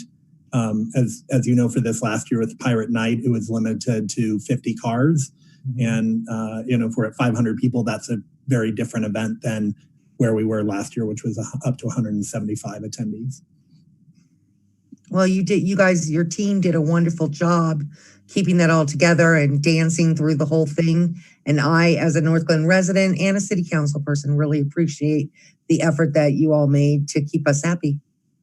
Great, thank you. You will notice a trend. So there are not the big events that we all love, but there are 4 times as many events. So although our community gatherings will be smaller, our hope in that offering the different smaller events that will still engage the same number of people throughout the year, just at different events as opposed to really big regional events. We are definitely focusing on Northglenn residents, not advertising regionally, for a couple of reasons. The first is this is public dollars paid primarily by the city of Northglenn. So we want to make sure and give our residents first dibs on everything. But the other reason is the reason we have events is to engage our community, right? So if we're having a big regional event, we want to advertise it everywhere. When we're going to have a limited number of people that are allowed at our event, we are really focusing on our community and how we bring our neighbors together and feel some of that camaraderie. Did I miss I'm sorry, my last one, Mayor. Did I miss the food truck carnival? Are we doing a rolling food truck this summer? Because that was really well accepted. Yes. Stephen, go ahead. Yeah, so we will have the grab and go events again in June and in August. So we're planning a total of 6 engagements in several parks each time. So 2 parks each time, and we'll rotate to different parks. So unfortunately, we won't be able to do Food Truck Carnival. My original intention was to move the event from May, when it's been traditionally, to August, but the carnival is no longer in Colorado by then. And so we just have decided to do the grab and go events as we did last year, since they were so popular. And then we'll look at bringing back Food Truck Carnival as we've had it in the past in 2022. But you are looking at making those larger, right, Stephen? Yeah, they'll match with what's on the dial. That's kind of the idea is, if we're in Orange, that's 175 people outside. In 2 parks, that's 350 people. Maybe do my math here fast. If we're blue, it's 250, and at green, it's 500 people. So that really allows us to grow the events based on what the dial is at the time. And we'll add more food trucks and have different style music, kind of depending on the crowd. Last year we were able to get away with some duos, but I think once we have a larger number of attendees, we'll have a little bit nicer band, a trio or beyond. That'll be a bigger crowd pleaser. Very nice to see you, Mr. Stokes. Great job, Diana. So one thing I like about this is every time you mention following the rules or paying attention to the dial, Corey just nods. He's appreciating that, I can tell. Mayor Pro Tem Wilford. Thank you, Madam Mayor. Diana, team, you all have done a fantastic job, learning from 2020 in each of the events that you put together and really anticipating what some of the needs are for our community in 2021. And I just want to say thank you, because I think this looks really good. And I think it gives folks a lot of different things to look forward to throughout the year. I do have a couple of questions that are just more clarifying more than anything else. So the first one on the grab and go.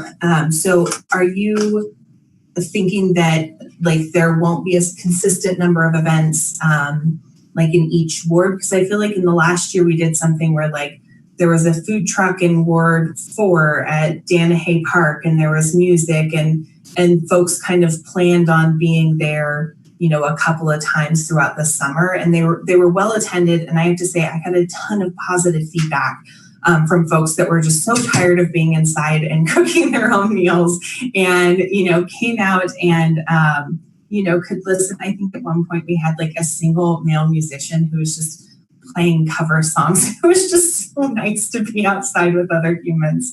And so I would be sad to see those scaled back, but I also understand that staff has a limited amount of capacity. But are you thinking that there are just going to be 6 events in June and August and you're skipping July? Can you help me understand that timing? I'll let Stephen talk about the timing, but I did want to talk about the size.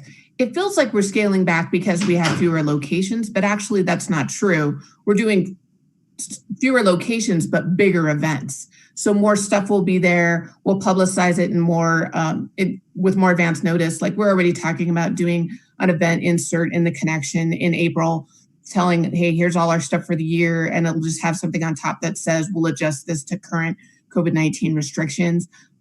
But although the number of locations aren't as many, the events themselves are planned to be bigger.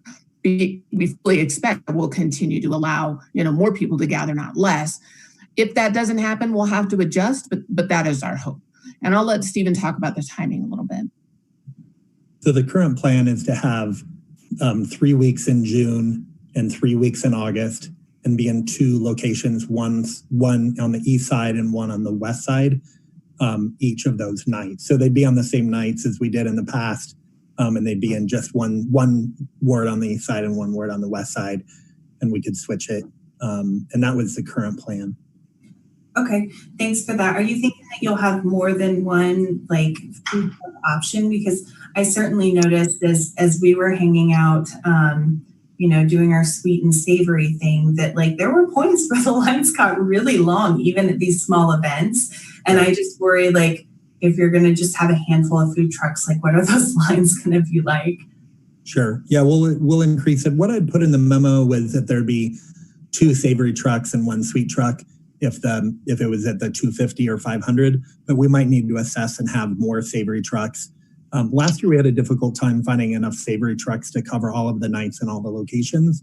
That was a little bit more of a challenge, but savory trucks will not be an issue.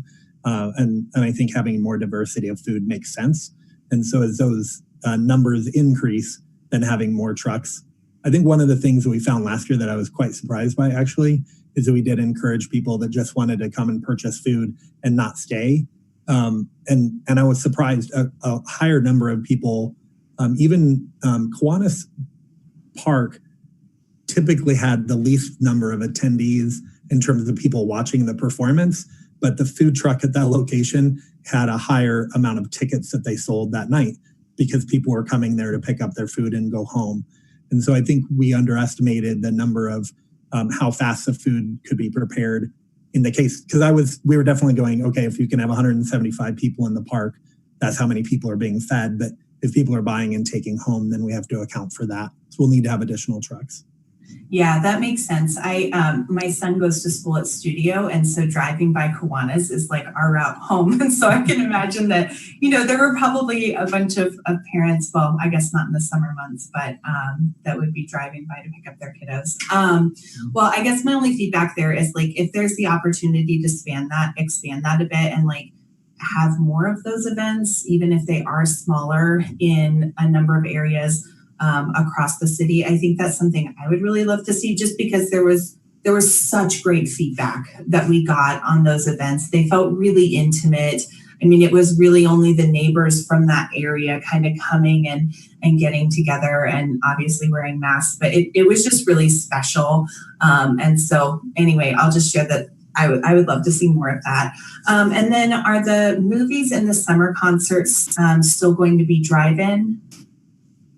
Like over at the Northwest Open Space? Good evening, Mayor and Council. This is Amanda Peterson. I'll jump in and answer that one if that's all right, since Michael in Park Rec and Culture takes the lead there. It'll really be dependent on where we're at on the dial. And that's one that we can be pretty flexible with. The way I've had our staff look at really any of our programs or events is kind of creating 3 different kind of step down levels. We learned a whole lot last year. And I won't say there won't be any surprises this year, but hopefully we're repeating things we've now had at least a little bit of experience with. So our intent would be, based on where we're at the dial, either we would do it as a drive-in, like last year being our most restrictive, to if we have the opportunity to bring people together, live and in person without their cars. That middle ground is a reservation, an advanced reservation, so we can manage the number of people more closely.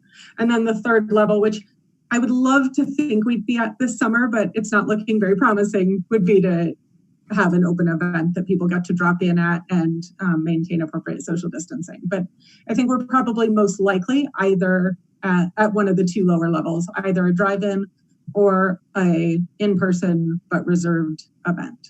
Okay, cool. And that would apply to movies and concerts. Okay, that's awesome. Thanks for that. And then just last 2 quick comments. I love the focus on more water-wise yards this year. I think that makes a ton of sense, especially given the drought. And there are a lot of good water-wise yards across the city. So I'm excited to be able to highlight some of those. And then just to Becky's point, I did hear a number of folks that were really sad that they weren't able to make Pirate Fest in the last year, and it sounds like Becky's granddaughter may have a pretty fantastic costume. So maybe something to consider would be some sort of like online kids and pets pirate costume, I don't know, contest or something. But I guess the last thing I want to say is just tremendous work to staff for putting this together and really thinking through all of the scenarios. I'm impressed and really thankful for your leadership. That's all. Thanks, Mayor. Thank you. Councilmember Goff?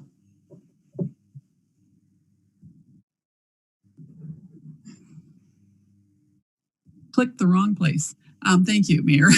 I wanted to echo some of those thoughts, and certainly in thanking the staff for putting this together. It's pretty exciting, and I think our residents are going to have many opportunities to enjoy, some kind of events this summer, depending on whatever scale we're at.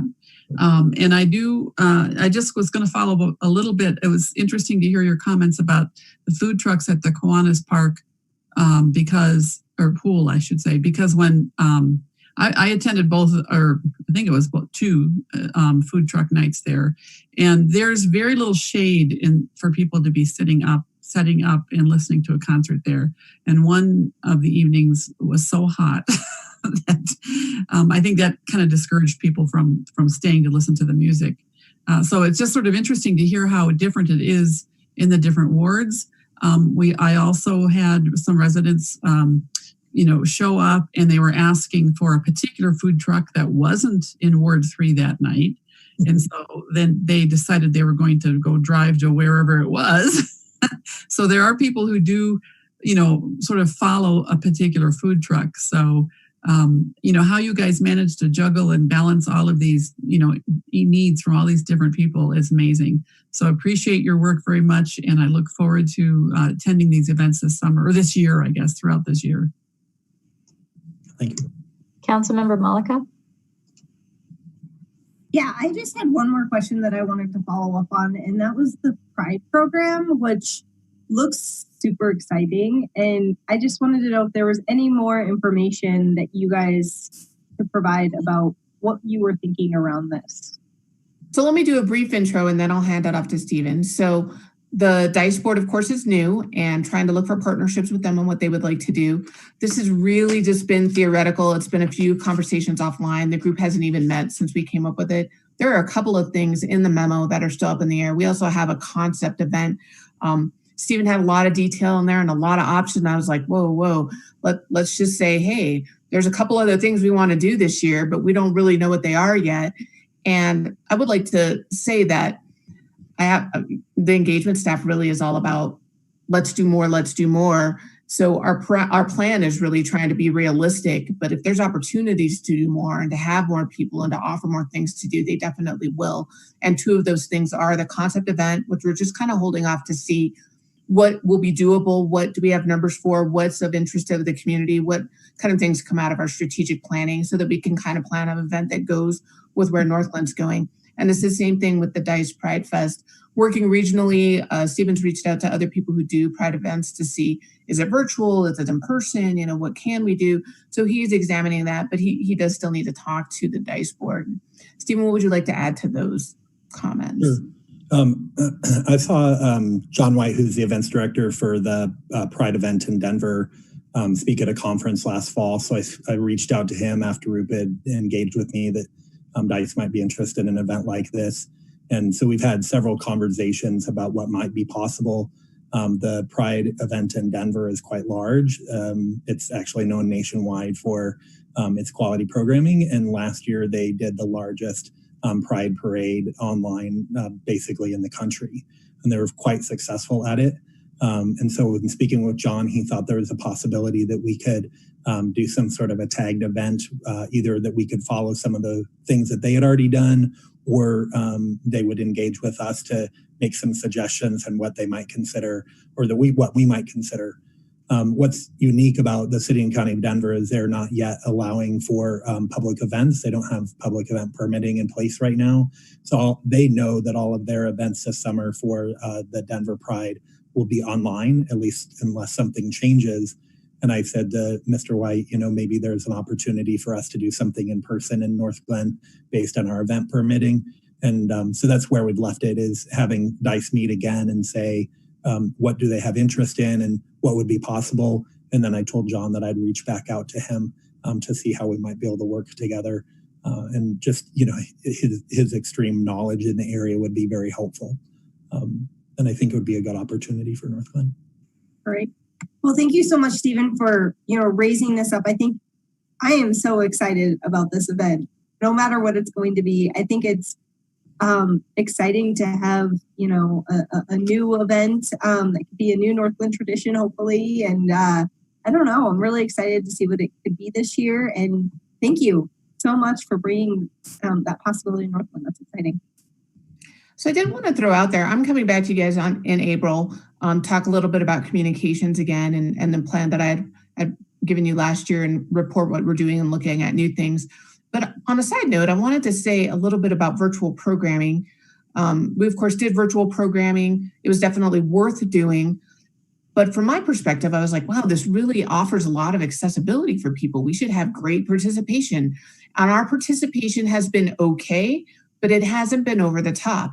And I try and keep tabs on what's going on around us. And Thornton, for example, and Louisville and Lafayette, their virtual attendance, whether it be a council meeting or whatever, has actually been more than they get in person, whereas we have definitely been the opposite. But I will also say this, not very many communities are doing in-person programs, and we really continue to do in-person programs. So it's fascinating to me, and I asked about their promotion. Do they do less? Do they do more? We easily do more promotion, but interesting to me that the Northglenn community, they continue to participate, but not at the levels that they participated in person. And I'm not sure if that's because we still have some in person, so they prefer that. But just some food for thought there. I'll continue to dig in and see what I can find out. But yeah, it was definitely an argument for us to continue to do in person as much as we could, knowing that that's the results from the last year. Virtual worked, but still didn't work as well as the things that we did in person. Councilmember Goff. Thank you, Mayor. I finally remembered the question I was meaning to ask earlier. I just wondered, I love the events that we have planned, and I see, and especially the way that you have the flexibility for the different levels on the dial. But I am somewhat curious if you had looked into what our neighboring cities are doing, if they're doing anything like this, if anybody else has talked about doing fireworks on the 4th of July, or if you've heard anything from, neighboring communities, because that might affect what happens at ours. Stephen keeps in touch with the professional organization that are event planners. There has been no discussion of fireworks yet. I would be really surprised if anybody does it in a place where people can gather. If they do it anywhere, it'll be places where people would watch it from their cars. But you never know. But we'll keep in touch with them. And he has when is your conference, Stephen? You'll see most people before event season kicks off, correct? Yeah, we had one call last week with city event planners, and people who are talking about doing fireworks are all ones where they could have their fireworks be in a remote location and people be in vehicles. So they'd be talking about more traditional style fireworks. In Northglenn, we shoot approximate style fireworks. That's more conducive to being closer into the firework area. And so because of our limited site, doing it, on the center of the lake. So why we decided ultimately did not do fireworks last year, and the same consideration for this year is because of the proximate style and the small site area that we have. People that are talking about it for this year mostly are talking about either private events like private golf clubs or where they can do it from their vehicles. And I wanted to hand off to Amanda as well. From my research from the cities that I've seen, we're probably doing more than most communities are. Amanda, do you get the same impression from your professional organizations? I do. So I meet with all of the Adams County Parks and Rec directors each week, and our conversations initially started very focused on COVID and adaptations, and have become a little broader recently. But I would say we're kind of right in the middle. We are doing probably more in person than some of our neighboring communities. We're starting to see a little more open up, particularly with small group recreation programs. And like Diana said, we have some virtual programming that is going really well for us. And I see that hybrid option continuing for at least a period of time, particularly with our senior programs, our fitness classes, some of our theater classes, things people are signing up for, and they're creating relationship, and they're coming time over time for a period of weeks versus a drop-in event. But we're having people just itching for in-person programming, particularly outdoor sports, as we're looking forward to the spring season. With the change on the dial, as well as what we had initially started planning for with the CDPHE's waiver for CHASA, we are moving forward with some level of outdoor sports here starting March 1st. So we'll see a little more of that activity happening outdoors in manageable group sizes. I believe our limit is 25 on the field with a total of 175 for the entire space. So happy to, and sorry, that was a little broad, but happy to answer any specific question about our approach to Parks and Recreation programming. But I think we're in alignment with our neighboring communities. All right, thank you very much. I was just kind of curious that some nearby town, even doing this kind of remote thing, were going to offer fireworks, that might tamp down some of our residents' need to do it in their backyard. But it's good. I know it's good to know that we are, we're right in there doing the best that we can for our residents. And I think they're going to be very pleased with the events that we have planned for this coming year. So thank you. And I'll keep on board on finding out what the area locations are doing. In Westminster last year, they were right up to the end, said that they were going to do the virtual, or do them in locations and not allow people into the fields, and then canceled very close to the event. And so I'll keep on a track on that. Great, thank you. Yeah, one thing I have a whole bunch of questions. Hold on tight. But one thing I would say is that because we have such a remarkable team, we're ahead in the conversation. The conversation is bubbling up in other meetings that I'm in. Other cities are starting to have the conversation, but I don't think they've put pen to paper as well as our team has. So it would be interesting to continue to monitor what they decide to do, because if Thornton does fireworks, that greatly impacts our city. And so there's some different things to just kind of keep a pulse on. First of all, I love the idea of actually celebrating in a big way the rec center opening, whether it's just with fireworks or additional, I don't know, more food trucks. Let's just do food trucks everywhere. Whatever you decide there. But I think that's a really fun idea. And if residents know ahead of time why, like, oh, we're going to maybe possibly use this budget for that, it's in a better time of year, it's further away from, or it's further into more people having vaccines. It just seems like a safer timeline as well. If there's a way to communicate that, it might help soften the blow if we don't actually do fireworks. Couple questions I had were already asked and answered. National Night Out is not on the list. That I felt like how we did it last year was effective. It was very similar to kind of these grab and go events where they were just stationed in specific spots. So I just didn't know if you had National Night Out on your radar.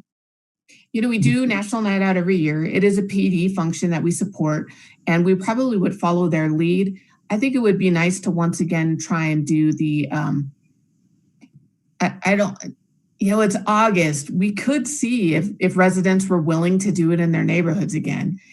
It'll be one of those things I'll have to keep a pulse on, because if people don't feel comfortable with that, we can do the parks again. If they do feel comfortable with that, we probably would run with it.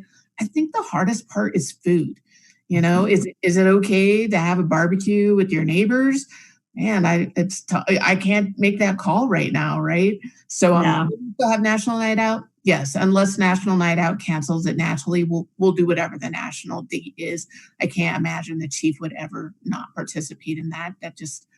It wouldn't be like him at all. Right. The modifications seemed to work, and there was a lot of participation. So And it seemed also, again, like a lot of those park nights, as Mayor Pro Tem said, it was people really wanted to get out. Is there, because I know that there was a ton of positive response to, is there any way in your for July 4 that the classic car, the cool car cruise is in that list? Go ahead, Stephen. We thought we would do it in person again in a park. So it'd be the car show style versus driving through in a cool car cruise. So we'd pick one park and have a larger car show. Well, I just know that as I went through, the residents loved it. They loved just walking down a block and being a part of that really close to their homes. Is that we don't want to do that again?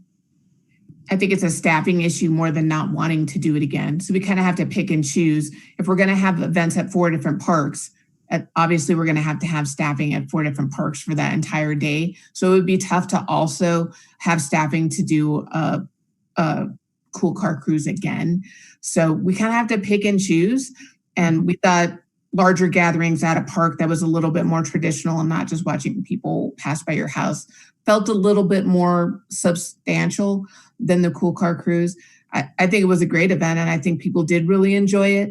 But we also were at a point where people really weren't supposed to be leaving their homes. We're very, very hopeful that that's not where we're at in July this year. So the 4 parks seemed like a better choice when we were doing our planning. Okay. I had a thought of maybe putting those 2 concepts together, but I get it. I did have a question. Last year, we used a significant amount of CARES Act money for the grab and go bags. Where's the funding for all of these ideas? So we're using our normal events budget for all of these events. I'm pushing it off on Stephen on how to keep us under budget. No, but in all honesty, large events are very expensive. So changing these to smaller events, really it's just reallocating. I don't think we'll have as cool a giveaways as we did at the food truck grab and goes, but I do think that we'll have good food trucks, good music, and possibly other entertainment or vendors or something like that, just depending on what's allowed as far as size goes. So, it's not a festival, but, you might want to be like something you would have at a school where you have a little bit more activity than what we had in the past. So as far as I know, and I believe Stephen's in agreement that with our current budget, we can do these things in place of the larger events that we usually do. Stephen, do you want to add anything? No, I think that's sufficient. We have budgeted funds for the festivals we had in place. And since we're changing, I'm changing the budget to cover all of the needs. Right. We will still offer engagement with our city council and the mayor. If you guys are willing to come to events, especially the ones in your neighborhood, we'd love to have you like we did at the Grab and Grow. And I have funding in my budget to get a nice giveaway item. It won't be a bag of goodies, but you'll have something to give away, right? So 4th of July, we'll get glow sticks or something, or flags or whatever. So not quite as substantial as last year, but we are actually having an event too. So. Okay. So I have to say I'm getting a little fuzzy with the grab and go nights, multiple throughout the summer concert movie night. I guess I feel it. I'm sure you've put it on a calendar somewhere so that it spaces out in a way that is manageable for your staff. That's one thing I am concerned about because you just laid out a lot of stuff and that is a heavy lift for the staff to put in all of those events all over the city simultaneously. So I'm a little worried about that, but also when you put it on the calendar, does it flow well from one week to the next?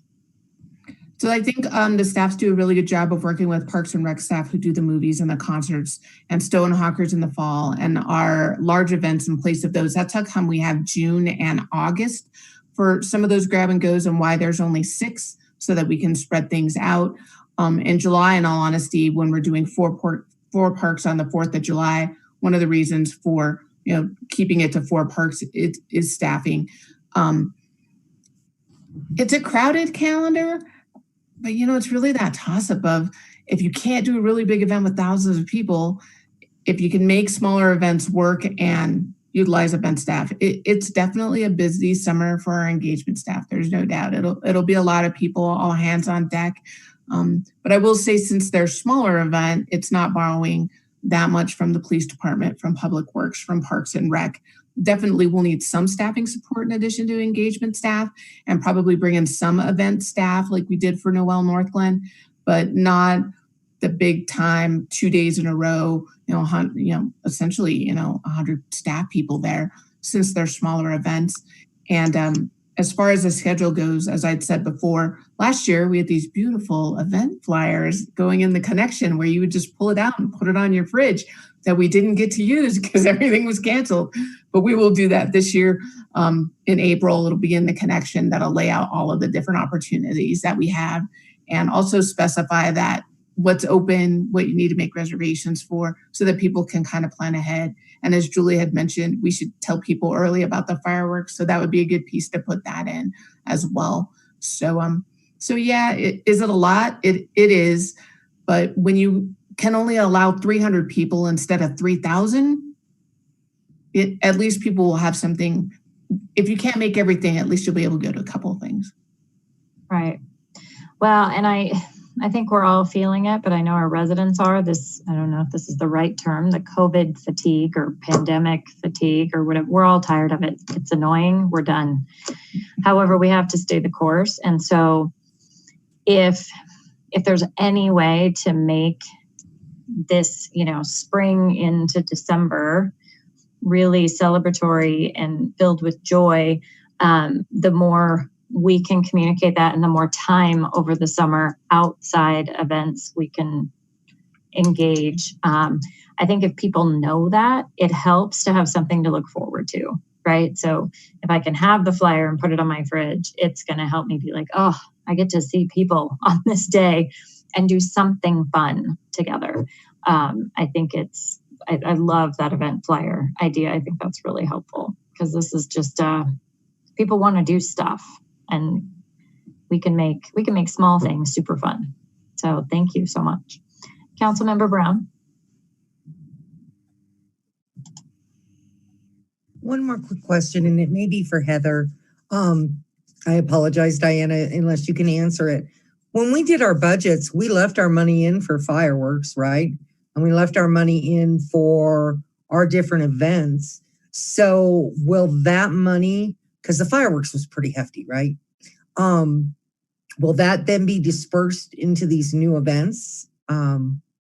Yes, our current budget for events will be used for the new events, and we'll still have fireworks. We're just going to do it during the rec center opening, which will not be a small event. It'll be a lot of different people involved over more than just one evening, more than likely, so that everybody has the opportunity to come and see our new recreation center. So the money for fireworks will be spent one way or another, whether, I shouldn't say one way or another. Fireworks money will be spent when we open the recreation center. So that's that budget item. And then the remainder of our budget items, we actually did reduce our events budget by 15% because of budget cuts this year. So there is some cut, which is, you'll notice Magic Fest isn't on the list this year. So that's basically what we sacrificed. But taking that events budget that's usually food truck, Pirate Fest, July 4th, and using it to fund essentially almost 4 times the number of events, but they're smaller. So yeah, much smaller. So hopefully it won't come down to a budgetary, problem, that we'll be able to pull money from different old events and put it into absolutely the new events. Yeah, if we come into a situation where we need to ask for additional funding and it's appropriate to do so, we'll ask to make sure events are successful, so that we don't have enough bags. If we know that, a projection is we could have X number and we need X number more bags than what the budget allows, we'll come to you and ask. I would like to possibly reconsider having a food truck kind of like where it's going to be in Ward 2 one time and then over at Ward 1. I'd like to revisit that because the residents just really liked having that somewhere they could go at their own neighborhood, So if that's at all possible, I would like to revisit it, but I saw your dog. Sorry, got distracted by it. If we can't do it, I totally understand, but I think that by moving, only having one in Ward 2 and then one in Ward 3 and one in Ward 1 and 3 and 4 doing the same thing, I fear that we won't get the turnout that we did last year. And I think our idea is, it's 6 nights with 2 locations each. So we're talking about 12 events going to different places in the city that are essentially bigger than they were before. So hopefully we have it covered. And does that make sense? I have faith in you. Okay. Funnel cakes, Stephen. Yeah, Stephen, funnel cakes. Yeah. Okay, thank you very much. Thank you. Any final questions or comments for this team? That was a lot. I appreciate it. Yeah, Stephen, is there any other feedback that you're interested in hearing, or do you have any questions yourself? No, I'm excited to plan events for Northglenn. Good. All right. Thank you so much. Thanks, you guys. Okay, public invited to be heard. If I don't see anybody on the phone line, do you have any communication, Joanna? I do not. Thank you. Okay. Well, then that is it. We are adjourned. Have a nice night. No meeting next week. No meeting next week. Did you hear that, Randall? He may be gone. Have a good night, everybody.